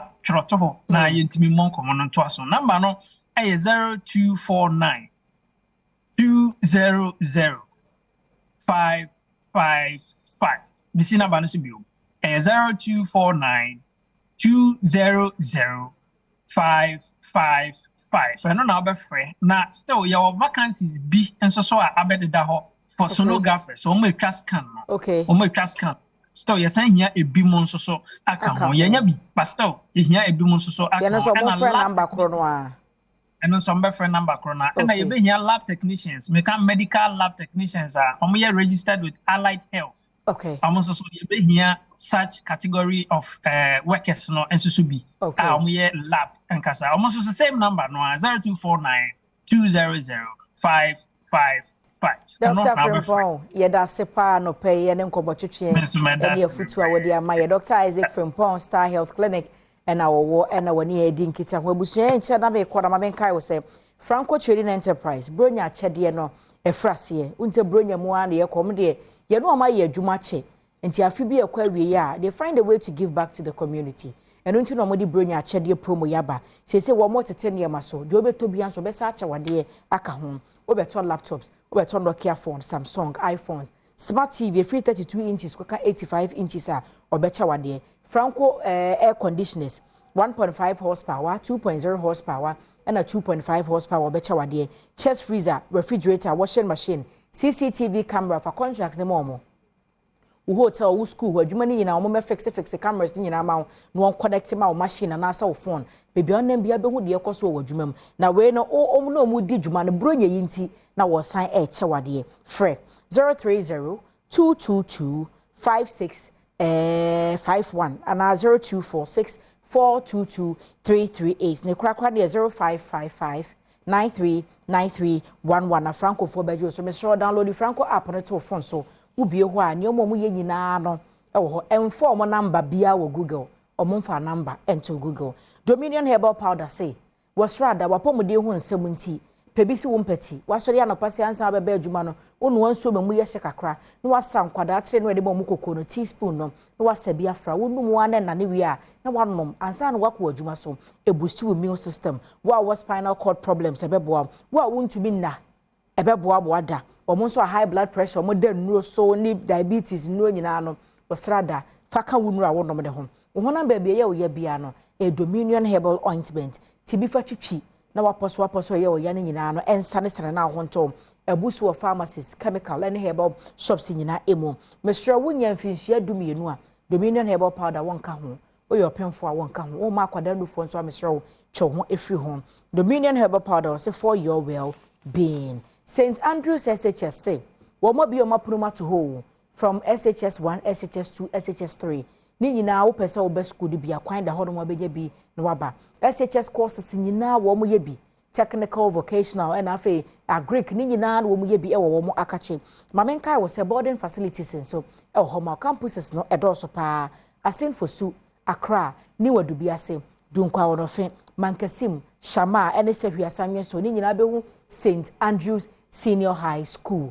Ebe kwa ho school ho fe achechefo nya akwanya akire nkwada de oba ne ye safe e wo school mo nti oba time frɛ na ne wo mo twetwe nkomo tisi 0244 696911 and 0207 891004 na St Andrews for Ebejo so say nwumakoi ene kura me mu abrane amma metena ase de nkomo twetwe sefate esom abusua me kɔ wuhia me a eya frɛ me anochewa ba Ajwasewa, the Fantador president for the Brothers and Sisters Association no obejinem na afia hosepe odi atwaso bedwam so di enko bebia eno no yankopon ya do 16th Saturday yai ye bejinem e wo National Theatre intishia ye ebraso say ye sign edi nkomo na menya Jason and Juliet right e wo aha na wo mo efri eye Adom City Estate debi ameka se baby a wo betete wo ba ehia wo ukohia wo environment bi a kwabrane wo bie na no obi aye mahye no dim se get obi pa na wetena nyini ye enti besere wo pe baby papa na fa wo magu ohun sa hoboa no sonko ade a pe community papa bi na tete wo ma wo ma menko mo wode ani nkomo ye hwede enti a e wo se ye ni wo mo edijuma penifo mama kwaba yeah onya enem di trim better we say the Jason I just say twi no oh shedan koyi shedan koyi be ka ne pepepe ye beti ase pidgin kura say ye mo kan ye ti ase online do enti eni nkomo Adom City Estate Jason me say semfiri ho Adom City Estate I get him say real estate companies na doson why should I come to you di enti na mo ho na wo say me ba na me mo bedi nkita ho be ye hye medical chair for ni ahwe na Adom City Estate the entire was buy ho ni say Ghana o mani my din nanso ezo bia nya bia odi ni ti beto yen ye de esi ni so say you be provide affordable housing edan a da form I say sebe average Ghanaian no e betimi enya bi nti Adom City de o buy ho a prices need da form ope dan ye be ma o ope asase ye be ma o say 2 bedrooms da form fala ukra yeso ye GCDs enye dollar charge dollars David say you Ghana e that's why ba my ko be koni above $150,000 single room na yam do you know theater buy ye GCDs ye from 300,000 cedis ubenya 2 bedroom house say na me kwa betima to wait na say Brian hono obi a be 3 billion ya can you get 3 billion oh when me be give you be rent it wow prices in there that form you want from 1 bedroom I go see 5 bedrooms Adom City into the OPBI you will be more okay mama ko Juliet 1 bedroom to 5 bedrooms moje Ghana cedis $8 okay ye pese ye ba but you all more proximity to the office pese wo mo community no e was side by okay enti Adom City ya adwin say because ye pese obia ebenti no ye be various locations ye wo ba ko kasoa okay budumbram opa budumbram aye wo ho se wo ba damfa every side hono thank you yes. Very nice environment oba beto yen wo ho oba community 25 behind Dev Traco e hona ye biggest estates nipa yes over 1,000 affordable houses amankofo and we are still building so call come to 22 Mathaiko hot oven in Chenwa and Wabi so a very nice location and why ye ton e de mankofo me pacha wo kokuntu sikumasi road so so a ubenya Adom City e wo ho na osan so ba Apollonia oyibisoso a Adom City ye bie ye site kese pa wo ho enti megidi say de obi a pe bia no with all these locations e ye den a ubenya location a ope mamma Jason adan ko ana me passa sia to e no so mbenya ho hyehyɛ ama me asase de bebre okay na Adom City de say di ni ensase papa fie bebre gu ho Adom ankasa de me kasa Adom de wo de Adom to ho so na nya papa na enti ase Adom ya Adom asase de bebre say dem sister kai ko kaso a egu ho bebre enkrata so wo ho we nya manso sem na langa de sem bibia title de Adom City di nzen de enya asem kaso a e obi wo ho se ne okan e ko community 22 ho hot oven ho e ho kra ye 2 sites baby di gbechile na baby so hot oven nche ho e ho kra ye 2 na o san so ko shy hills a ye san so wo asase wo ho wow it's say the asase ne there were 4 locations here to Julie mo estate ni mo no what are some of the amenities because obi ba opesu ohun sa ha me betene proximity to dwam sorry schools my hu say the hotel okay so mami UC come to 25 the biggest estate as an example say Ufi Savannah Junction by estate ma even within our estate first ubenya schools ubenya hospitals gym area wo ho community markets wo ho just think about his grocery shops. I say everything that are here a comfortable community life. You don't need to go far. Ubenya woho. Enti pharmacies, restaurants. Then I will share. Bibia here for a comfortable living there. Adom City Estate. Yeah woho. So they're making gym crowd woho. I'm pay exercise no. Because of the security no. So we call you what how much? I'll be who say penny no. Omo jogging around, omo call up and down. We have made a very community. I say obi biara obebiano. So we are there for. Let's say it is a kuromu anamato wa a community. Okay. Within a community. Okay. That's just what I say. Yeah, security wise, it is a na kwabrane wo tie state pass obi akwo ne sekan atete tibi wo mayi mu ama e ho nsama bibi ho mu security to say. Okay, so yeah wo in-house security. I from Adom Securities. Omo de da no e soldiers for. Okay. Ina ye di omo atin to kwa head of security kwa do BO1. So what we do is so what by estate there you see that we have grouped the houses in phases. They will phase 1, phase 2, phase 3, phase 4, phase 5, even up to phase 6. And apart from say ura main entrance now you was security post with a security no. Every face biya no ye twa wall afa ho. Okay. In na ye di security atwana no so enti ure mu a o car area but so security wo ho. Even a time will come crampo na say ube rema say only pa kono wo inside no or ma wo permission say bra crampa it will be difficult for you to enter. That is how we have made a security. So every face biya no security post with a security guard. Security post with a security guard. In the main entrance also and so security post. That is how we have secured the place for. Jason, may I contact him? Okay. They say Adom City so person oba your head office in person you were East Legon. Okay. You been East Legon police station.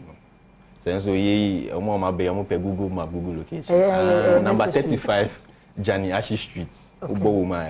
And Adom Group corporate office at Obeba Street. Okay. Then so ope your numbers are me the miangaza number betuja. Then you know my frame. Depending from our direction I simple. I say be say me ya no amount. It's 0509 562 543. Mrs. Subium 0509 562 543. It's me frame in the ending kita. Question dey obia. Obebusa ma wayi anu ama no. Wow. Julie, bibi o hono mo a ye beka bio. So me pese me kire wetiefo nyina say Christmas starts early at Adom City Estate. Yes, starts in October. Yema 50% cash discount on all our houses. Hey. 50%. 50. Oh, the mama mean only 50,000. Sorry, 50,000 cash discount on all our houses. Let's see. The bank is not korabeka. It's young fan is over so 2-bedroom house 300,000. Oba. Nase oban within the Christmas promotion year. Yes, starting in October. You be ending in January 31st. Okay. Oban up to 300,000. You be 250. Now 50,000. No. Fakodi New Year. Hey. Much 500 million. Yeah, 50,000 for the new year. Enti in fact say wo ba na say wo per 3-bedroom house, 550,000 Ghana cedis. Say wo ba within the Christmas promotion and no say be 500, no the 50,000 am say fa kwacha we num. Mama hwe we no ehia me sisi no bibusa obi wo abrochire ese nka ne na na ye me disca brem wo faase wonsi dan ma me otumi contact mo ma ebia obesend sika na ba kakra ma mahu se ebo anu a obegye ne dan bibisa wo enti be se me kire say the fact say ye ka say 50,000 ye the be ma 215 it doesn't mean say for cash ne bra. Okay, so we have two types of payment plan. Let me explain both of them. Ye was self finance ye wo mortgage. Self finance ye wo a won pese obefa bank so. Nes wo pese wotua. Oba 60% initial deposit. Na 40% ya ma 1 year no interest. Okay. But mpacho atiefo notice say untumi san hyehyeye we ya obia e won financial preference. Enti freyen ene ye nkata kyerɛ say oh say na me wo. Me hwɛ ma ho ɔden a say ni say na metumi di aba. Yentina say let's discuss a payment plan that is comfortable to you, the client and us. Let's approach mortgage ne bi abaha. E bi abaha say ye wo Ghana mortgage me ye wo clients bebre wo approach a omo ankasa na omo wo banks a ebetimi amo musika no ye ne omo be ye ejuma ina Ghana ha say so no ye wo workers bi wo ho a despite everything they can't afford that 50% and 60% no. Na so omo wo banks a na companies are ready say mo mortgage and so krata sem biara uhia wo ye nkwa ye de be ma wo ana ye de ma wo bank no na obetumi ne omo ye ejuma no ye be ye. But we've also partnered with some banks in Ghana. Okay. Republic Bank, Eco Bank, FNB, Prudential, Fidelity Bank, Stanbic, Stanchart. All these banks we work with, and Ghana Commercial Bank, that's a GCB. We work with all these banks. Okay. But in case Unisa Bank, we not say oh wow bank, I said we will do everything to make it a smooth process for you. Yeah, that's now, Patricia said that case mean we land no, yeah, 10% discount. And say no, 10% discount. Okay, Jay's number the bill. Number bed will be to me a friend. Me the number bed to Jack. 0509 562 543. This is to be 0509 562 543. Yeah, in the Copper Power Bank. Now, I don't want to number to Jadi. I guess and then so we are torn down. When you brow home for power, SMBI ceremony, when you have today, a Danny at home. I will say, I am pending for a Mufi Adom City Estate in a buyer, per baby papa. Na Emma Enini. May con happy birthday and Koma Jumtini Emilia Afa and Nayawa Wada. Happy birthday to you, Yankopon Yo Cassie and the Black and so Banker Community Senior High School, your math teacher, Ewoho. Happy birthday to you, Honorable Ike Jopo. Happy birthday to you, Medodo, Yankopon Yo Cassie. Wish Yamia, Frame. I'm not sure, ba. Ajwasewa. I was a pet was so, and Kobebia. A very fantastic good morning. Nkoma obibiara we tune in or channel Hosepe. Osande as usual no Mama Carols more honom amreba abeche tickets as usual into no zebe nyina there. Ebe call a friend. No so wa call another friend. Osande here that when you we be mo on National Theatre honom on the 16th for a Saturday no. Now and then so maybe it's a question one pay. I don't know not what you was meeting years on the do. Until no under no missing phone cry questions no or the phone cry until no efra man not quickly no maybe so crop and mama answer not match your tickets. Ma mumbo mizinin chawe mizinin zay the fancy doll president for the Brothers and Sisters Association into no akwaba sonko zeba unsepe jumezedo na say tune in quickly no mebo phone lines no atum or Sunday Saturday or day yenyi yeze obi besi we outside why dan cry we outside yenu ma ya anti so no yenu ma yetenti the dem ni nyina no this Saturday enyaza yebeti ne dem ye bo pray about outside na yanso ya beje family bi ye mo won kwoti won kwenja here all the time no ye Rebecca showdown no ho ye Rebecca showdown no ho nti no or very important that able to na afram na a win for yourself free ticket ma mombo code ezebo to wo ticket no code no fa wo phone na yen to ticket no says yeah where into na answer my question but that's my question in the phone power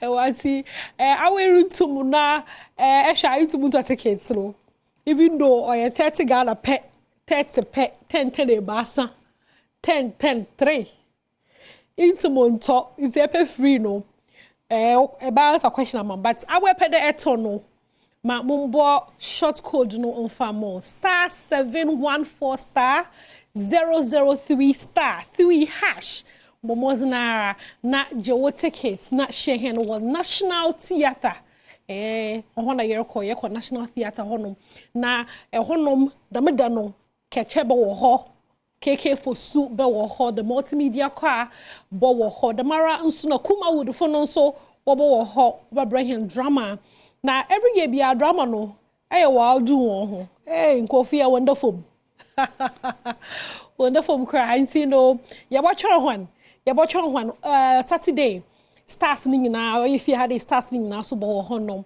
mpo no lessons na as ni na no presenters no was bro is a way wa so able to na any stars no a link it up into no me boy phone lines no unto more na free na yentwetwe nkomo 0302 211 70124 odum from CCR na yentwetwe da munkomo na question okrope tina ma meke no etufobo kra question no no musho man kasa man mpo mama ato apona ato wadado into no ehweda na mama answer na match your ticket able to na able pay mu o National Theatre osmosis obi online do yemfa nentam na ndem wojumezi bebre na American December we are outside no and to sofo no one of my targets de bia na ye shedem de bia me won prefect but this December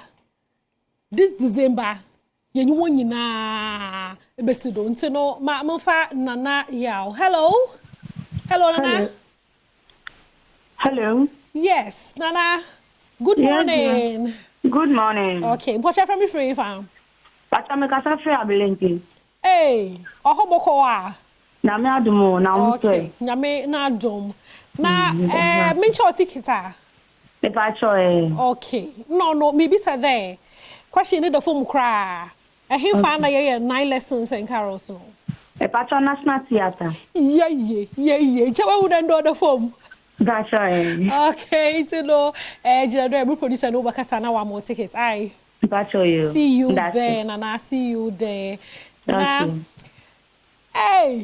question in the phone one fair from to four bunko yeah for Alfreda hello Alfreda hello Pacho good morning they're from me from here far Pacho probably mine okay no hoboko wa na me adom boko pa okay mate into no ma me ncha ticket na cheme ba ko me cho kwe na abata me ebe boy abo na to hwe Pacho 5:30 enyumre na 30 ni free for wakan Pacho say 30 ni free the 5 o'clock okay I'll mate jadu producer yo bakasa na wa more tickets occur zamom akonya da hoda wasubutum na from ntam na age wo free tickets na yen promo yi na hembresi ya yeah into no most Badwam TV where to hum baby biara no damara na 9 lessons no so obo to hum into no make it a point they about talk with tickets na share here on National Theatre this Saturday na America that we are outside no December baby aye ba for ho baby aye ze hu bejim on for hu baby okay hey this December mayem hu bi na American da na Sankofa Heritage Productions was a big festival was aba on the form crowd by papa from the 14th to the 16th one can crodium had no onya sam kakra ba na so no won information ankasa no wo mention wo ha de uncle to ka organizers no da man mo pros those are artists and also be perform wo oya festival na say also wo mention wo ha de nti no minji info no wo ne chama mo na kwa be uncle to ye de wasi na enye ne nche zo obokodo wo chema oya cultural festival nti no culture nyama ben na wo be ye wo aso party izini na enya party aso party aha nti enye mencha nyama obokodo ho no okay aso party no I in Krankasa okay ochre there shoes. I see. Yes, that is what it is. Now, I mean, it's got a lot of, details. In with our part, you know. Okay. Because of then Ghana, you promote hen culture, Nazi in the diaspora. Okay.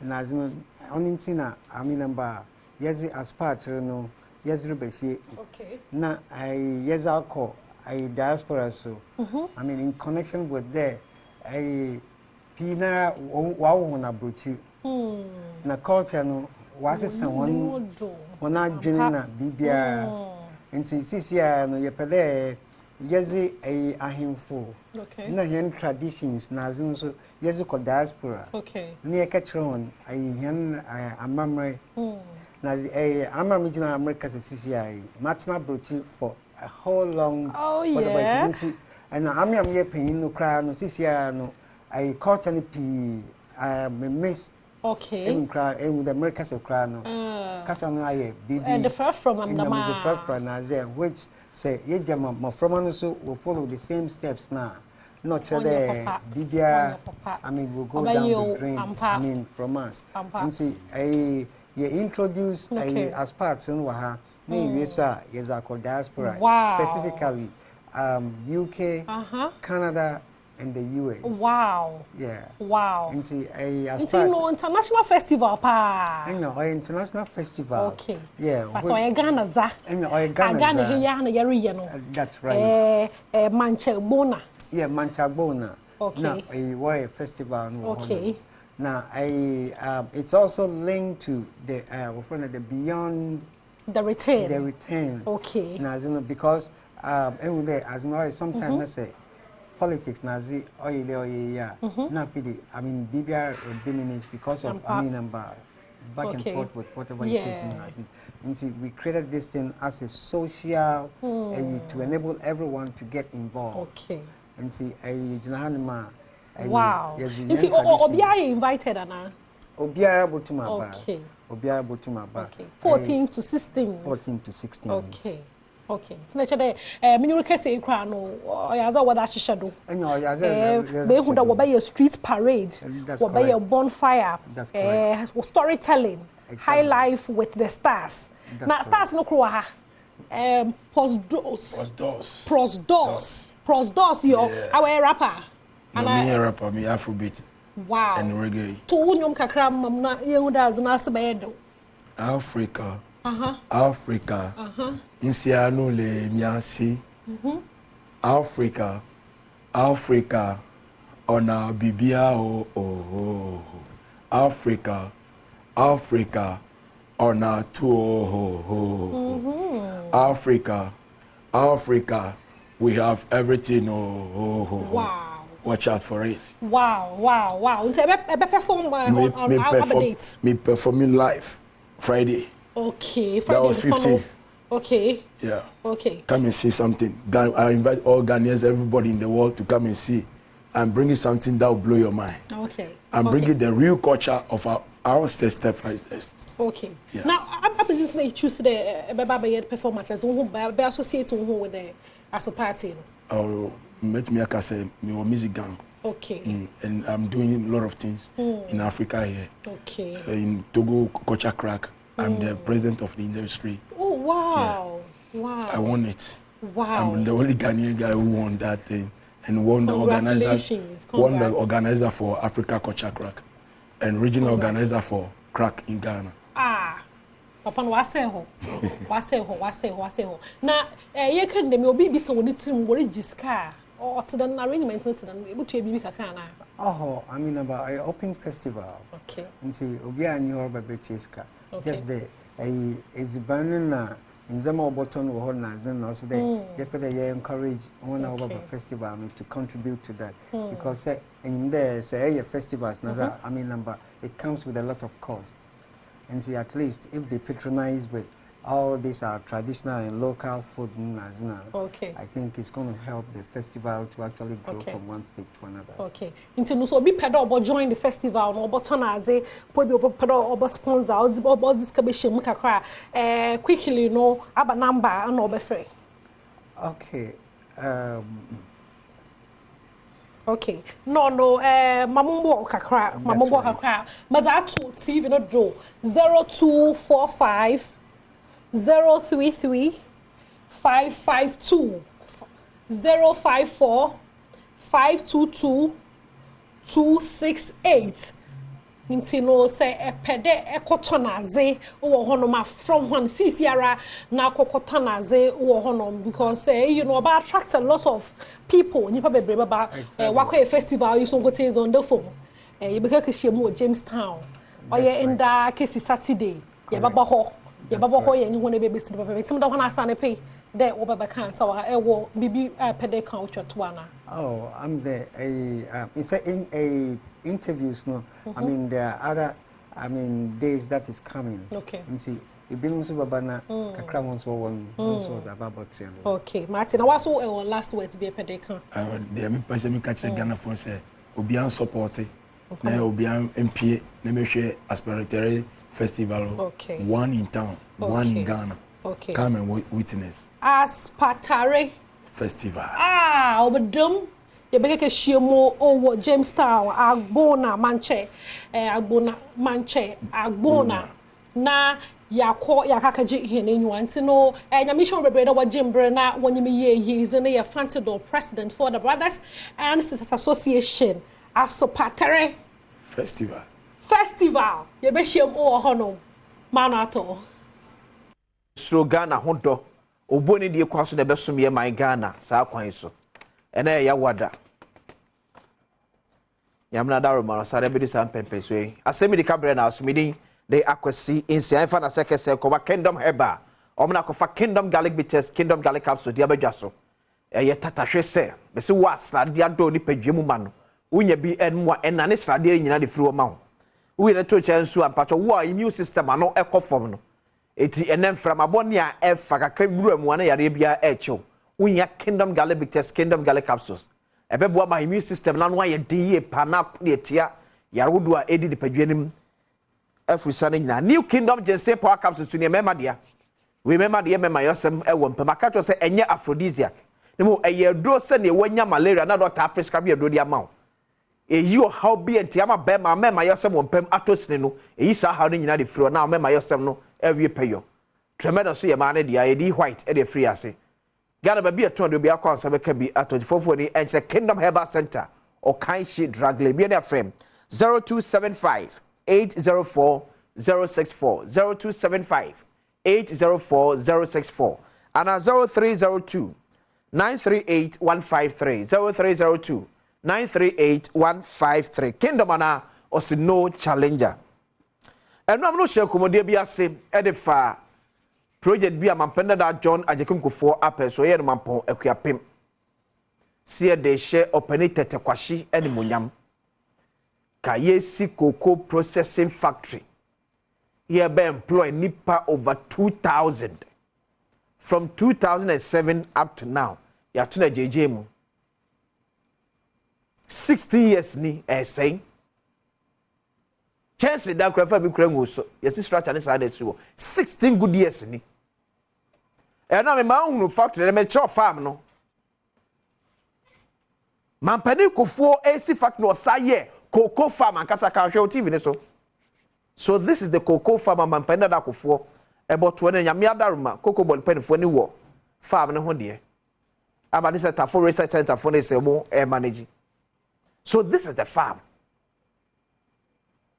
And yes, I want a cocoa processing factory. But government over government. ene sanam ne yesu se nyuma ni o man banka ye wo factory say ya ebe processor cocoa we any other cocoa a ye dua ne ye man ko da bia yesu se adenti ne ye di raw cocoa ne free ye man mu ekwa amonone mampani bi dadwe ho se mamenye bibi say 2007 we show we kwadwo ba redu sa yamfa de krasie efro be si ne ya mpanifo antimi anwie no ya to ajeje mu pato sama me a factory video no ebi na no obi antimi a factory ni bi so this is a farm any Ghana Cocoa Board Jubilee Cocoa Farm at the wall no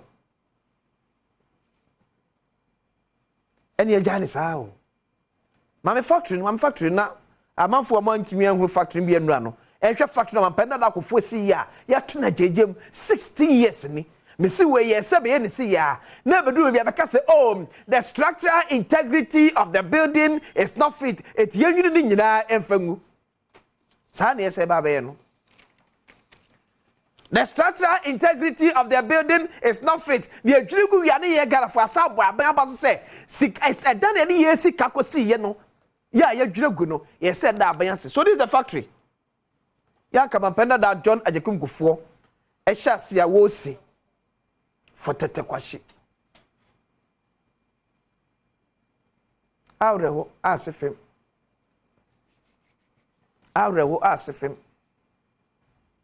ya ja factory ajeje musa so man sika o be sika ewie yan kanipa betimi afo modwuma eye over 2000 and bimienu we kitwe unsa eye story building ne benefo si ni sa no ni pampimienu and ekbe mo from the farm to the factory ni pampimienu ene ye jade we sa na so no na otwi mi di nkomo Eastern region ba asempa pani be ka jem se omba eska no je ye hwenye ye nesiska no nti pani kwa so na aka se bukura se obekọ kura na edema no ko sika kura ni ho ye tumitum kwa de akọ no ko so ko so me kwa akọ eda kwesi me kwa akọ eda oso so akwan wo ho saa akwan wo ho saa eti Muhammad de na etimi ntu aso akofo de so etimi ntu aso kofo na aban se Muhammad mpo ene ye bese be wie ama de abe score ne political pointer ya akase ya aban kofo aban so de so ye etimi ntu aso Mr. President wa boss o de bia na afre wa boss ene sira ko ye kakra esakra wo home region wa kasakra home region the wa boss kra so start bibi ya wo yi papa say e ko ma home region a create new ma say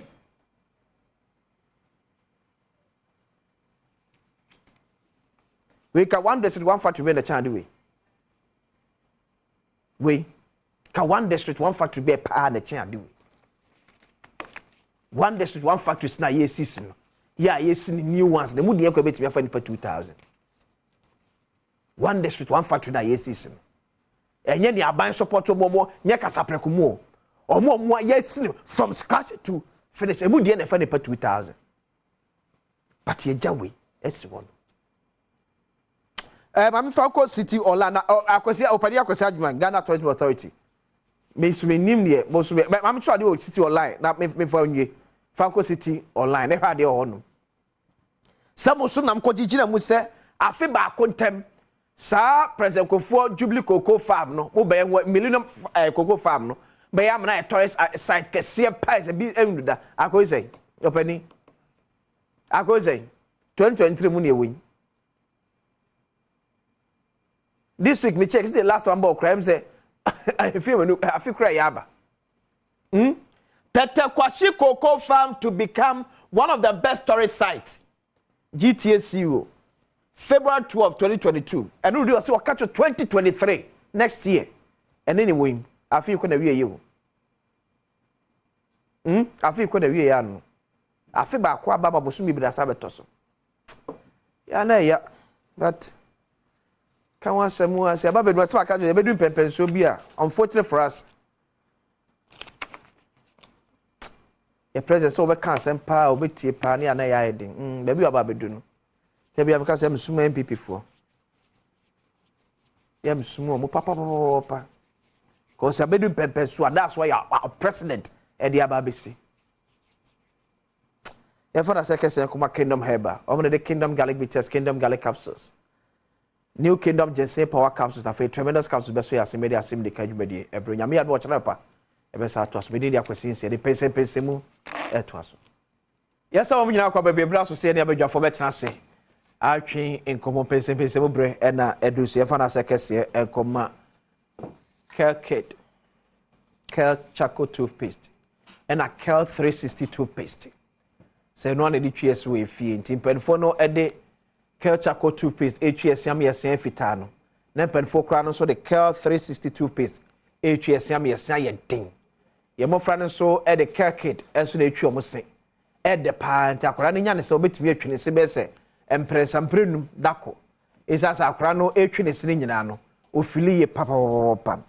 Ghana baby a yeton supermarket bi a be kombia no obenya Kel de niam bi etimi ato e de 44 and frame 0593 809227 0593 809227 and 0246 865 798 0246 865 798 baby akwakwaji yaresa eye lucky herba say ye stroke diabetes or bad was so na obu nsa na huna mane bema na so oba na wo wan de e de mo baby abetua kọ enyemu ayare san tentem eye lucky herba hwehwemo e wo gomua ogwa krom kwantempon so bibia ni afre 0243 201 244 0243 201 244 and 0277 465 855 lucky herba or se waye lucky obetina fie mu di ampato ya tene baby a waso betimi adwo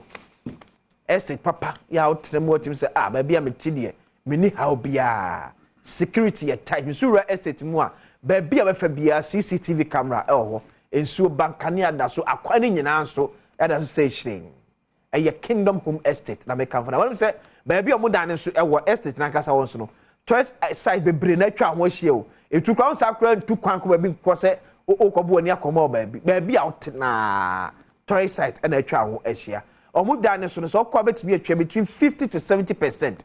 They can near spread it in 2 years the amount. Now what's be a chair at the Fed one so from ye pa. I'm reaching for me to be.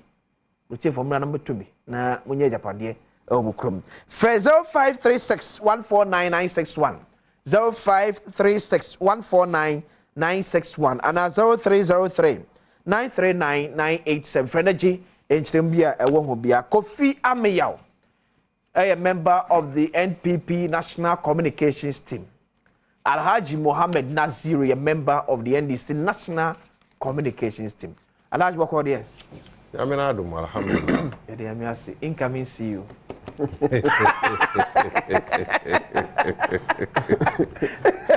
Damage Razu.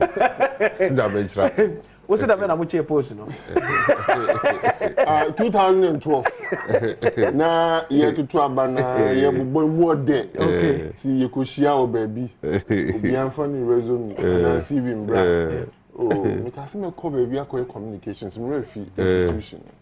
I did change. I want to say that I'm going to US. Yeah. Na ye will mochi. Yeah. Be around that time 4 hours. 4 hours. Yeah.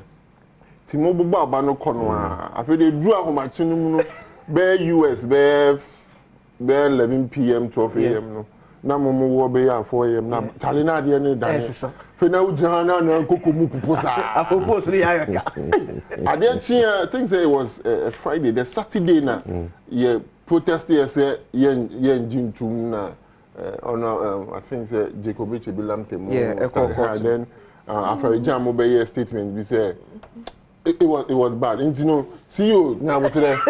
See you now with today. About 20 years. Because Yami Adumwa next week, 19th of December, and district level elections, no. Basso. I will form who a better participation. Because you're better from. Mamincha, you see, I may you're one of the supporters of that proposal being by okay. Now you're seeing amend referendum no, so that political parties can have a participation or an involvement in our district elections no. And I believe that politics are local, amanyosem are local, and unya any local or asie ana form amanyosem ana memu than the assembly district assembly elections. Okay. That is why political parties involvement, because political parties no yetirimupo any adwin kyerɛ ni beka our ideologies, our philosophies no ɛna ɛma yɛ demonstration. Otherwise we have one common goal. That common goal is to ensure say Ghana man be tumpon, but we have a different view. The NDC would want to introduce a 24-hour economy to show up a year employment. We believe that digitalization is also a means, sustainable means to create more employment and wealth. But almost for that, so I believe strongly that to be involved in that district assembly elections now, Kebetimi are generating the kind of lucky for almost 3 elections. We are recording below 40%, which is not encouraging. I say this against the backdrop of the fact that share in other jurisdictions are normal practices for even a century now. You would realize that their political parties are involved. Even to the extent that say, I'm voting for the sheriff. In fact, I'm voting for the district attorney. And now, attorney lawyer Kesia and they vote on the ticket of party lines. And you say we are Republican. I'll pay district way and now pay local way. You say we even the sheriff, police ni penny no, you're penny in a particular district. Now I'm friend district commander. Or no, they vote for him based on party lines. I don't know to me, in my personal opinion, in my view, a bit to me are generating the necessary. But unfortunately, Kamiako say in an UTA, the argument against why politicians should not be involved now, almost because of sebi ye dede yo any basa yo no say ye the court ase why now say ya for all the elections above. But I believe that in the next administration, Dr. Mahmoud Bawumia administration, we should reconsider it. Now, yema education and conquer, so that in the next 4 years, at least we will see an uptick in the participation and involvement. Me district cry electoral reality and say one Bobo me who nipa. I don't even know who and who are standing. But the issue is yes, say decentralization. But we seems to have centralized most of our development. And until Emma Ebina working, say na direct development no every assembly member and one eba and kebi any be kono. Yenim say MP nye development, but the way MP abeka the executive no our thrown no ama attention e wo so kura the MMDCs. True. Maybe say find a way to empower the assemblies na Emma any enko say me development hu yas me come MP wonom. But me some assembly member me sabet me can easier. Maybe be any NDC MPP involvement in the elections. But sad in the say me kokofi or yam assembly man on moi. Me sabe kana me pa. Next time me koto aba madwen no ho mo kra chen bia me MP okwa shemra. Idea woman say when it comes to development, once we have the top, the executive authority and power being partisan and all from a political background, you cannot delineate and divorce that partisan interest as far as development is concerned. I mean, when in your assembly you did mention saying at least this current government should have continued what Kufuor started. You are making a point, say, at least some political connotation. It has a political capital. What I say? And say, even at the district level, at the local level, once the authority no you no sign the exchequer or sign no ma sikane bass ye ho no or your political no there ni interest will local parliament because at the end of the day no ye do obey your local ho no and be man insunsan so whether you to abama na me to abama no until how he spends because the resources are limited and yes say be sikano da ho puduo ma na at any point in time you betimi the yensa bom ni yi fa koye we sikano say the ba ni dey here for impunto no extremely limited for that matter until scanning ba ye hwehwem ehfa ne yenfa nko ehfa de ne here and yenye say once we still have that situation on our hand no definitely I believe strongly say with an involvement of the political parties even at our local level of elections no side development na because once we have a political party in government the interest in any development in any part of Ghana no paramount because me call development wa ha for the political capital. So I again would want to repeat say and yes say ebia still you decentralize it there still they have a common fund that is supposed to do some one or two things and they have IGF near there but they are not enough. At the end of the day you will still see the executive, the ministers and to even a large extent the MPs no bringing development more than even the chief executive officers at the local level. So I believe that when we are able to appreciate the political dynamics and the need for politics and also say the between you free say amanyosem the papa because those days argument now the argument was that the politics now at the national level no and yet prior to the sense that okay. So moving forward, we can agree and disagree, and also have the commonality, which is the development of the people, the interest of the people at heart. I think that arguments say politics, no, and our politicians or the party, no, should be involved in electoral district assembly elections, no, or meeting as supreme, so that we can experience an uptick and I say about one who derubo any omon person omo to abama assembly members no Naziru kwambe ne yefa so aboama local assembly elections no ni akọ you are the chair sombo ebema ahwefo nyina em say ebe sha say no go fika assembly say election ho ceremony ne ekeka ho say omampanyi na na do dankwa kufa do di bawia omotumi ewi ni election wo man mo ha obi anso betimi ewi ni bi eno kekera mpesa be ka so nkofo mienu we etumi ewi ni election e wo Ghana obi anso betimi ewi Ghana fo etimi ato abade ama na do dankwa kufa of course obi anso betimi ewi ni election ana wonti ma se di onu so on try no ho kakra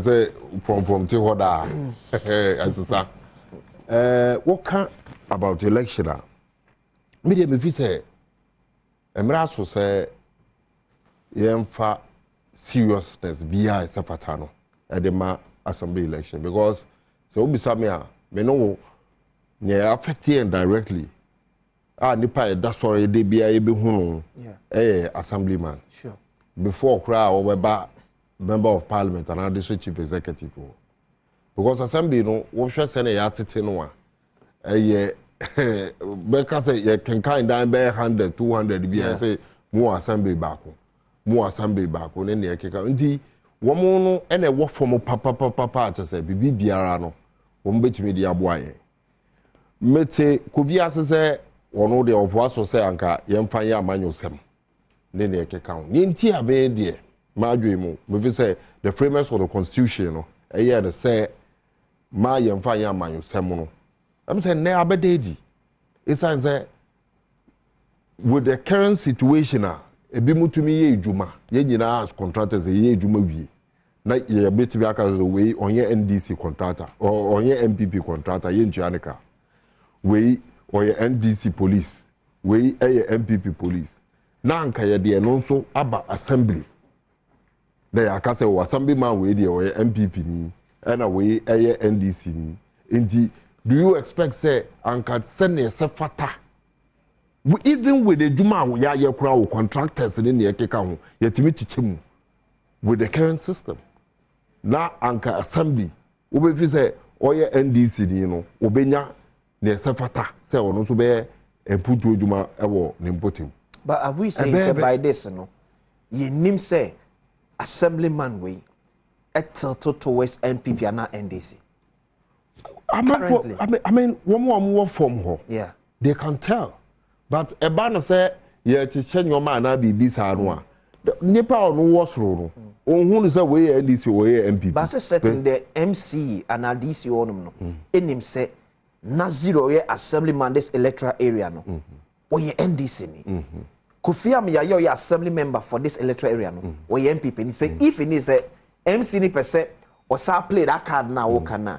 Obetimi usade na ade akoche the kind of development of person call every electoral area. You see, it is one thing say we NDC ni. Okay. It is one thing to say it's another thing to say all the NDC tickets in a contested election. Okay. A judge of Wokra no him say we NDC ni we NPP ni. But we dey asem money because the fact is say NDC for na you say AC akonya no so no. One so attitude towards you no will be different.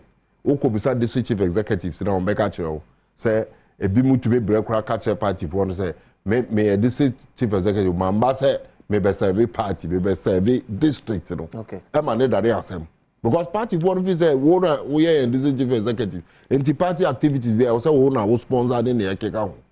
Enti so that is how cruel the situation might have been say ya ma kwai say anka yemfa ye amanyo semwa.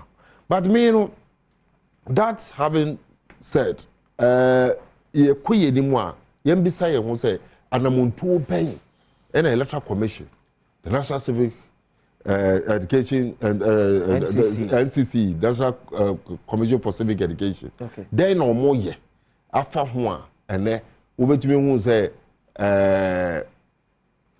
Ghana for sa assembly election or atu. Yeah. Wutie near Minister for Local Government in Angasa Aircan. One more expect about half. Yeah, 50%. 50% attendance. Say one more betua badinti. The other 50% na akano. Denti na mofi say yen to me enya womo ema womo ntoaba. Maybe it's coming from the background of say you play between 35-40% over the years. And America said denti na a battle sa no a bar assembly election no e be 35-45. Na yet me expect 50 kura say enya 50% ayade. Na bibia to chima. Ade no so atochima no. Me de me madwe mu no between the National Commission for Civic Education and the Electoral Commission. Okay. And amuntu ben and omuntu. Se na be ya e be boa. National Commission for Civic Education e betimi Eddie Womo at Esinchen in this particular instance. Yeah. It's as a yenina yati the number of times or more catcher abain say abain ye sika sepata say wo de be ban we statutory sika wo say amra wo ho say wonya gigi taxes wonya gigi we emu dodo say no fa command National Commission for Civic Education. Okay. Abain we mfa ma wo ama wo mu nyina wo mu aka bre enti bibi ejuma bi antimi nkoso wo na mom the electoral commissioner wo no ne budget nyina odo koye bibi ba kokura de wa yete so e ma no ya ma no ni sika nyina ama na ye koye sa election we ya electoral commission no nso ka kire ye say for the first time in the history of Yabato wo to aba wi a enka ye de kire say we wa to aba into okobe bi foforo ntimi to aba bi mu sa enkere ye yusu bi na me busa say botai ben. What does that seek to kill? To say, very important because amount for Eddie Womo, you say investment. Okay. Investment in the car, both monetary, any you say on one casane, ni health, ni bibia to so your campaign, yoma. Now we say we are. Now she say no day in episode the achieve. And am passe.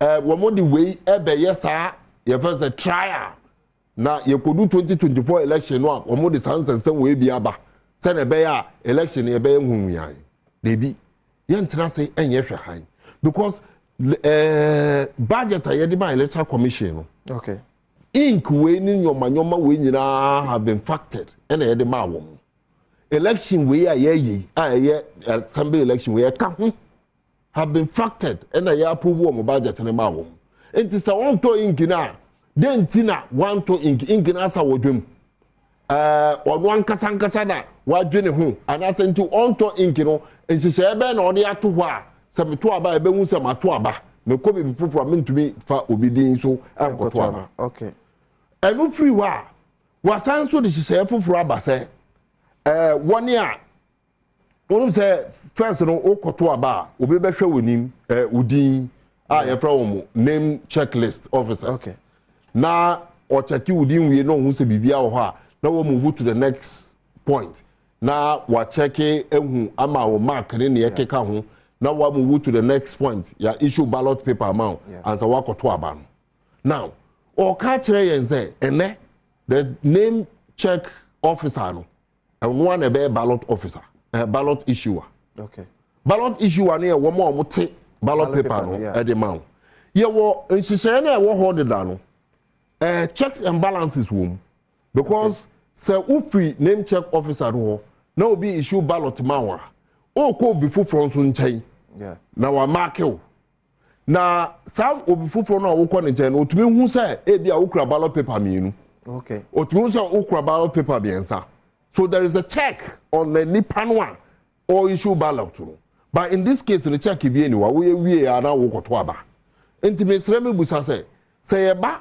na say all of us agreeing with the fact to say assembly election no amanfo yeden tankoto na ballot issue no ema ballot 3-4 no taking pa mienu because on one name check officer no ono answer issue ballot ono answer issue ballot no taking pa miensa di no ma ballot paper 3 because yen nyina ni say amanfo do number. Do you think it's going to be a genuine election?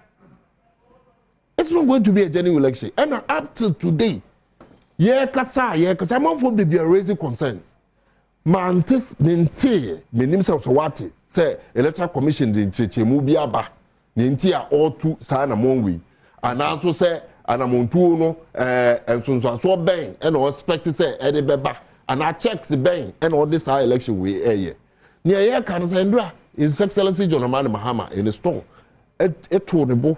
As I advise say electoral commission say about 2 months and semono and in sem bebreba manu ent na ho je mensa and the party for womo abe electoral commission because it's a fact say want to me enduring free say na wo call electoral commission office wa mpenyupo mienu wo ho a womo ka electoral commissioners no ho a womo ye MPP for wo bi animo enti eno na ehunzo zaso no na na ya started practicing no say womo ebeyen hihye ya ebe ma womo win 2024 election menua no metie akura o tube ka tell say election ye ye be say easy na wontumi emfiti prekope enka say wo be win election ni na ekeka ho san hihye we na omo ye na san hihye we na omo ya womo nso omo nim hihye ya obi ye if this is what they are doing are they omo nim hihye ya obi nso eye san hihye ya obi nso eye looking at how things are unfolding no enu ena de betimi de basabasa yo aba o man ni mu enu ena de betimi de war akon kese aba o man ni mu nti womo sania mpanyimfo ne me emede say assembly aba obete chief imam office first Catholic mpanyimfo obi biara akabi I mean obi ade no waje amambu no ene sania ebenya asonwe ene nti yesre say mpanyimfo ne electoral commission enkasa because election wo chenechi ya Saturday no mbeto 19th and on beto aba no nti san chechemu e wo ho no on mekire yen say nti a otu anamon we ni what she wants to achieve ni na ehwe say eto asomu ana ento asomu a ye na wo ye adwuma ba na wasesa aye ni a obi animu no na atumdwe Nasiru Mohammed a member of the NDC National Communication Kofi. You see, first of all, I say in the education practice per se a juma but I think to Obama assembly members very important because they live with us. Okay. And for that matter, Bibia Ba their first point of call mo need kan from intimate Ghana for say Badwam as equally important as a member of parliament. In fact, sometimes your member of parliament can maybe are not on crime juma, but your assembly member lives with you. Or not as assembly, you can friend because acquire the premium ye place on the individual and a member questions here. Binya semua because or simesi we die or semicolon. How many times can our assembly see in an electoral area involving our assembly members? Me see the factor idea a big yama are resolve it, though might not be the silver bullet. It's the political involvement in this. Because why? If NDC wants to bring a candidate for one electoral area, I'll make sure I say whoever I'm bringing there, no, like not just win the election, but has a credibility, is well qualified. We don't just send our members people there. To be honest, I say so there. And for the past 4 years, basically now, I'm for a contesting our assembly members. This year, oh yeah, you have lawyers for even medical doctors. For example, Medina and important who businessmen. Quality. Yeah, there's a quality there. It's a cost, but the premium now as a mine, you place it on assembly members. Somebody who is into political communication and branding. Okay, branding is those days. I can make 1988. You chose our electoral assembly way. I still remember the euphoria. Yeah. So that time Roman Hill, it was massive.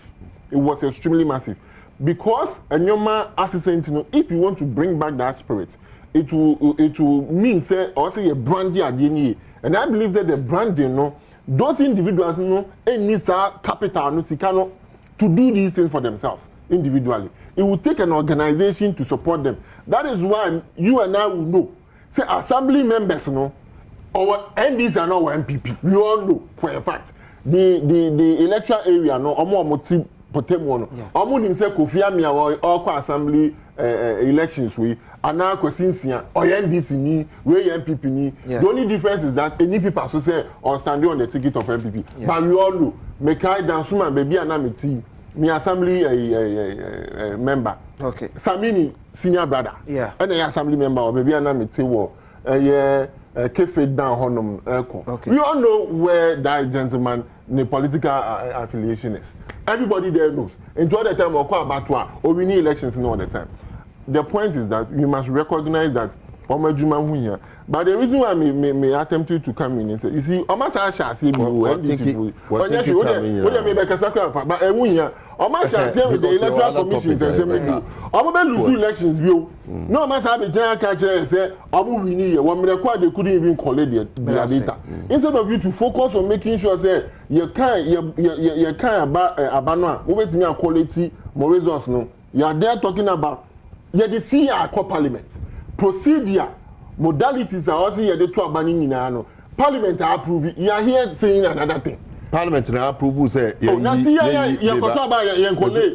instrument of Parliament. I'm accept you. Are you telling me the CR then to about can you say yankophobia come here mo check and balances can be majuma mama makofo na say in case e be sham crofon so sam pa wato abana so to abana say see any honum this allegations do you mean allegations? No, I am calling the allegations. Wait, okay, even if they are not allegations. Okay. Oh, why? Wait, so clearly on MPP for the electoral commission and the age because so to me feel way allegation really now everyone can see. My point is that okay, what is law the year no kurene say okay, every elections beyond the electoral commission will go to parliament. And I'm saying CI and I had two assembly elections.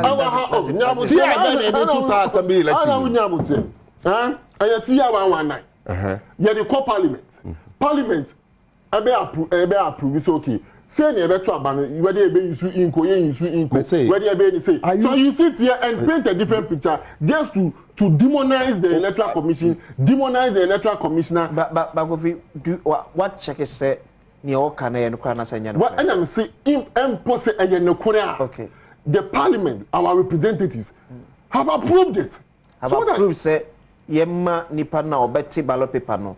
it should be the same person I am saying that ona eto no sir anything America say whether the allegation and you can the modalities the procedure say the beto abano say ne be no nyina are itemized sent to parliament for approval much as we are taking much time on this and this is for many parliament and then you can't about 1 month and 7 and shane say na what ya bam enti ya to no na ye the sense crowd no wo was any ya obey o tena so be ko opposition about obi eni wa Obaka tell me say the CI aba sa CI na kire say ballot issue aba 1 ballot issue aba 2 ye nto ink just say what my CI no anambo onkin kan was CI no baby ye ka say man nto ink onkin kan was CI the CI 119 no for sa for them so it's not for this particular one. I'll get it. And I make comment here also the CI na ye dey to aba no. CI na ye dey to aba 2020 no. And one ye dey to sa ye say assembly election way. So we America no. Okay. And one ye dey to about 20 assembly abay. Sa 119 no person mo dey call parliament no mo say one person mu yi ye say some guarantor system free mo one mo ntimi lay wo parliament. Abet ebe pimo dey ye say electoral commission ntimi lay e wo parliament. So we are using the existing CI to do this election. Now, yes, our election we are not CI. No, even there's no CI. I better say, Obeto ink, Unto ink. A ballot issue about ballot issue about there is no CI. I know you're electoral commission won't say. Into better now, say Parliament approve CI indeed. And the electoral commission pay biya obey. Ebedu umre ena ya me won say asema make here won koto aba no any general election we are talking you see this is the reason why Ghanaians don't want this ena me comment now say sa nsiseye we e wo hwi won koto aba no ya ka kire won assembly members no ya ka kire won to say any mrakwan so to say me ti hey me nim ne nti a ye beto aba de bia ye to aba ye man inkima ye hu ne say we ato aba nti onko be before nko to aba especially with this kind of election ye nyina nim say aba to no amanfo dodo wa no enko to aba no nti sanchi say we a wa ye no ebema ye tumi bia aba ne mu bi who feel say ye tumi bia fair and good me feel sir and many other Ghanaians so dey feel sir okay now ye bibi mfa ho na electoral commission be ka bibi nkire yen why are all two sa na one way na wo ka say no dey mfa ho a I mean so be fair and good ye ko ye dimro wo so be ha betra ha one day bi na wa ka chem say electoral commission ye bibi foforo no obenhu say ye fan say it can be detrimental to 1 year war contest election. Our community development will continue to slow down because of the politicization of our assembly member elections. Good morning to Amiyao and Alhaji Nazir. Kwesiri nos wigri aguna odobe ena ode eba. Epiwa fuwa kwa 3p garlic mixture. Ena de abejaso. Unhebi pa na etimi abo boost immune system. Better blood pressure. So menstrual pains and man so go through so no. Ebe ni nyina e de free honum. O sugar level was anasi achimba cho anasi nyenipa na baba chew. It's not that moja ntimi ne free sunny way e wo nipa dwam ti da anko ba bia na no akwakoye titiri obi a wa kese abro so stroke ya de asthma obi apacho jonso a obre yi pa boss anu asa na jonso ba ko etimi abawa ya funu atu e de aboso unya 3p garlic mixture pebito e wo okanshi coffee sam and afi kings work Kumasi Danny Herbert afi Kolinak who abet Sam Herbert takrade ko AA Mensa sunyan for enko Green Light Pharmacy bibiania frame 0248 928 824 0248 928 824 and 0201 000 021 0201 000 Pomu pen bi eto na efasa ho eyadem ebrase be ko ne akwakotie numbers ebe draw anopai so de a ma anopai a awiadu mienu enwere no sia and so for a very good morning call Efama Bashiru Araman Opre Assemblyman Dibre Ewo Medina West Electoral Area Nyamenka ho na nkunim de nya odi amonsu ne adwuma pa o meya assemblyman po wo bo street lights a wo fixe grade a wode ba mi etwi amanfo ekwaso no mo ene adwuma pa o yeti Bashir.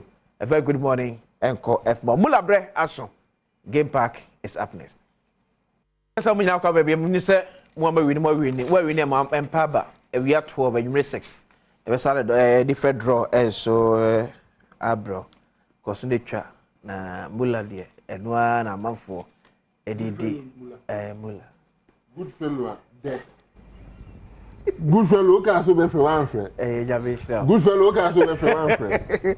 Every friend. Okay, can so be one friend. John Dramani Mama 24-hour economy. The game changer wa baba set record ni straight. And may be an for NTS they are still fine tuning and money na na omama Ghana for NTS ni pa. But the 24-hour economy is still coming on board. Say nyame ya adom na NDC timi wini 2024 na on 7 January. Oso akofrem esua Ghana baba ye de enyume baba buso. Ovi. Na say mo permanent chance. Ofade. Say hey na antiga wo be mata. Antiga wo se no you point time 25. Oh okay, and we bet you chance. Oh, and can you say make the chance? Oh no. That's very good. Wohu ye nyina ye jitu mu se Ghana ye wo ahokyere kese. Yeah. Ye nyina ye ji atumu nso se e wo se ye bibia ye soroko na ya ye nyansonso a ebeboa ma obi anokoma atodie. Yeah. And ntina na ya start campaign obi ade nani so ade ededwa na obi ehu sene obeya obetimi ato aba.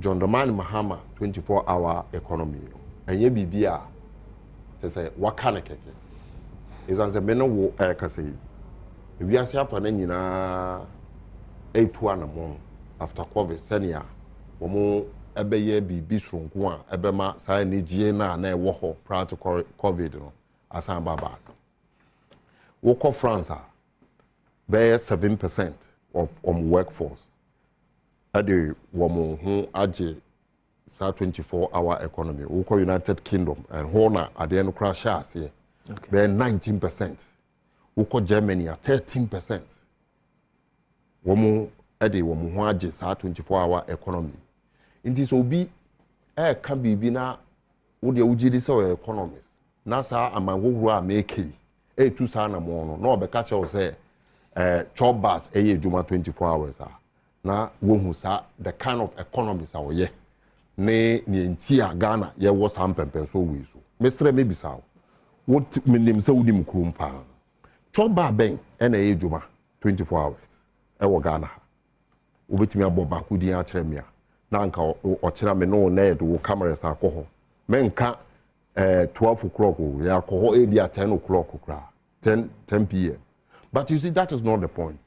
Ne fapem 24-hour economy fapem yesronko and a 24-hour economy no enye shift system say obi be ye ejuma anopa anase ejuma ekuo bi eye ejuma anopa ebi mu ye anajo ne ne keka no ye shift system enye 24-hour economy. Okay. Na 24-hour economy na obetimi aye ejuma anopa ewia ebi be ye ewia ebi be ye nyumre no nhyehyeye aworo bebree ewo so na ne botai ne se ye be movie Ghana every saa current system no ade bia ye krakra nyoma bebree no na yetumi ye de ye nyoma no akwa abrochiri. Okay. Nti wo hwe na ye san so ehwe se mbabunu ane unemployment rate edu be ye 18% ne ye keka ho no yetumi aye bibi afa ho a ebeboa wo mo so enye edwuma enye saa no a yaka chere say a national security threat to our country. Nti clearly base ye be hwe sene ye be ya ye benya ye be exporting and nyoma no eat what we can and can what we can't for export. Na ya assign to a pay edwuma amamba bunu. Nti wo hwa ndwuma is Excellency John Dramani Mahama aka say enimanimu yara onyanya power ye the best start 24 hours no ebi ni agro processing 24 hours na ya hwe pharmaceuticals 24 hours ya hwe construction wo mo ye nkwan sisi adan ne ne ekeka wa kese no 24 hours extractive industry mining ne ye be wo mo pine ye be quarry wo mo so 24 hours leisure and hospitality hotels ne mo ne ekeka on digital startup BOPs ya hwe financial services ya san so ahwe bibi to say retail out centers shopping mall mo ne ekeka ho but san so say amma aban edwuma bi wo ho a wo mo customer base ne dooso e bi to say DVL wo kɔ ho de bia no na nipa abochenku ho nti saa de no a ye betimi aya obi betimi aba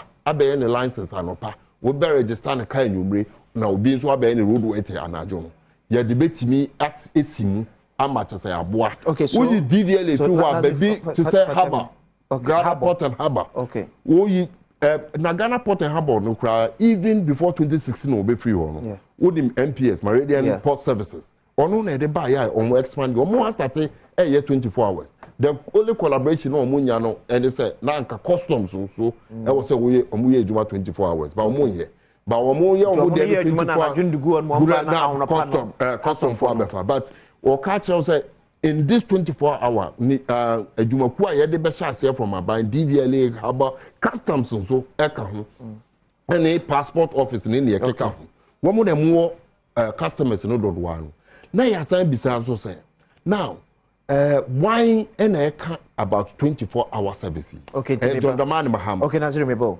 now for example aban enyuma de na wo so no does it mean say ba be fa nipa dodo asa aka ho biem to create more employment for example say DVL is saying say any current nipa wonum no it be year adwuma from be 8 to 5 near per extension to cover for the 9th or say say employing power for biem yes sir certainly okay but any year na over the years from Professor Johnny Van Satano's person yaka say government payroll keeps bloating government needs to cut down on the number of people are employed rather than investing into the private sector now say expand say how do we get money to pay off because a chunk of yesika ya jiji o ememu no etua salary and emolument you better to me aketa for sad when we know say this is a challenger I said that John Dramani Mahama we need 2024 no ba owo IMF program yeah o manu ewo moment no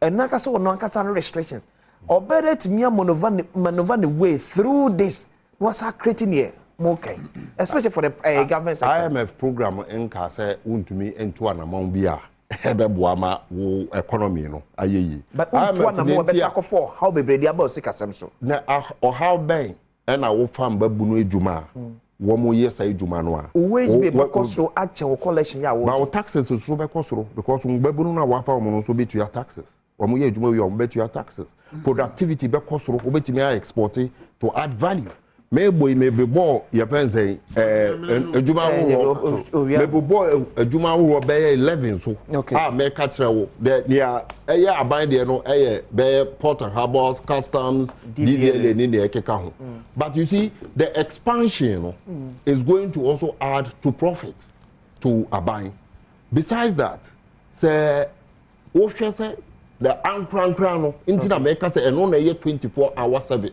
your pensay economy no ankran no a wo mo so de wo mo ho beje wo mo agro processing o say mining o say bibio aban say me yen hyehyɛ a me de be so mo asene because my bida after dumso ye saw pharmaceutical industry for nase no ye be hu say o mutumi ye antiretroviral ama covid ba ye no yan wo mo esofa ace ni ne ekeka ho no wo mo nya monduro because at that time na the import bi amba bio womu etumi ye eduro ma we call the West African sub market Ghana enduro efficacy no very good nti obi ape nti ose abansi o be so masene womu omode wo beji mu omu ya ankran for no a wo betumi expand wo business afam baburu no so bebiri ya ka ho ya so masene ama sika ya sanso ama wo ya pense tariffs wo electricity no ye betiti so ama na ya sanso atete wo taxes so sene ye be ya wo ho be yin high wo afa nkofo bebiri jo ba ye juma ne bebiri ama ya export bi na mfaso no aba there was one thing that I needed. And I make that.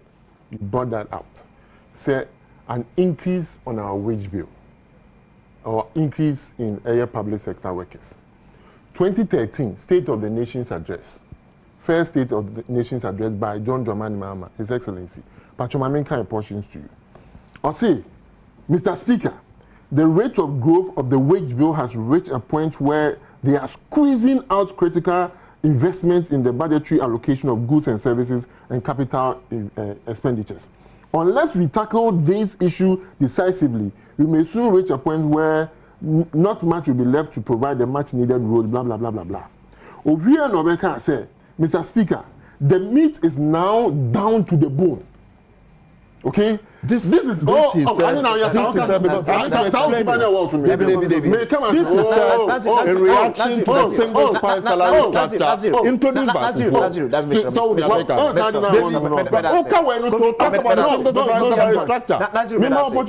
So I am making the point that okay, and a single spine salary you're about to baby. So I am making the point that this is a man at one point who couldn't even manage the wage bill. No, to me manage. Oh, how do you say that we couldn't manage that? To the extent that now you're No, it's unfortunate to say they couldn't manage wage bill. Mr. And now there's a government that wants to be and you are telling me we couldn't manage our wage bill. To the extent that was here Winam Dompe. And if you look at Mahama throughout his 4 years as a president, every State of the Nation's address, he lamented on the economy. So this is a man who cannot solve our economic challenges, regardless of the program and our policy are all proposing, and even the policy crown. Sometimes when I sit down as someone why economics can create basic economic principle, the interaction of demand and supply will determine whether you have an economy here 24 hours or not. You cannot induce the interaction of demand and supply. Say anything I think said for example, but government sector now. Also the near Kosi baby almost services no. It's the most ridiculous proposal I've ever heard in the history of any government. For DVLA, for what are you talking about? Let me give you a simple analogy in about 1 minute. Okay. There is no country anywhere our federal government workers a year juma beyond 5 p.m. Okay? Where the demand for that service is no a cost no. Do you know what they have done? Oma shifty bibia call internet. And mind you, the fact that it has been shifted to digital no doesn't mean it creates employment. In fact, it creates about 10,000 and now 10 times more than what Uber procure one person. Okay, Kotina about 5 to 11 p.m. and now 5 to 12 a.m. Kotina ho no bimbra number filling the forms no. Because one, all the idea no call digital. Nipa kono be ko internet so. O ko internet so a ye wo omo create sa network no and that software. Omo create and they have a whole office. Let's use an example of Insano or Heptel. They have a whole system a receiving payment on behalf of organizations. On will be a juma office or employ about 100 people just because of one service. It has created about 100 opportunities for young people. So in Kamama Vegas, okay, because 24-hour economy, you know, you have to be at 3 cashiers and not 10 cashiers, no. If you're able to digitalize that service that is demanded, no, it can create 10,000 jobs. So Mahama is stuck in the past, where he thinks that okay, nipa no nkoya benjuma because Ghana for do na per benjuma. Give them an opportunity to create worth for themselves. There's a difference between creating employment and there's a difference between creating wealth. There be two so also ye government service floor or se be boa ankwankwa nyumeko se no ye some years back. No ashomo so kutupa se be almost bet me expand services. Me fruit juice. Okay. Me demand here 5,000. Okay. That 5,000, I will require 8 hours to produce my 5,000. My myself is a 24-hour economy. Me another 8 hours. Also on car, so no, so then. Also, what share or more demand no. A wash. Company Ben or Ghana. They be I am a man example. Meaning yet na area high enough connection around here. Company Ben or Ghana CCR. The demand, no, and produce more than the 8 hours. Tell me which company. give me one company in Ghana or produce and demand near like ongoing. Need fufu, mineral water, aqua, wine. Bonakwa say my friend say awake me dey kika water me dey kika ono. See am na agro na ekunfi and blue skies. Tell me one company in Ghana, agro processing company or any manufacturing company for that matter. The demand was raw because okay, my year join 8 hours. The rest of the days no, makwa koda, na mama join for akufi. That's why we are saying that. Adiana mo dey buy no. Ebi am buy no the word is nice. In the atomu team na zebi and with the greatest of respect, you are going about mentioning it. But let me say the last thing on this particular 24-hour economy. I won't dismiss it entirely. Okay. Because initially I said to you, say, policy there, we are diverged. We know what the different policy, yes, what your different policy. We believe the best way to not just create employment for the Ghanaian youth, but create what? Say Ghana for being your and they say, say digitalization. It will give you an opportunity to even start up your own business without even having a shop or working in a factory. Okay.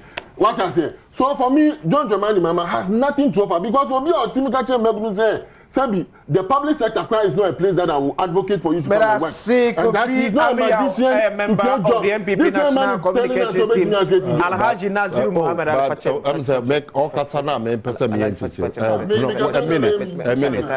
minute. They say a minute. We'll be catching say internet. And I give a man catch any pan say sinu.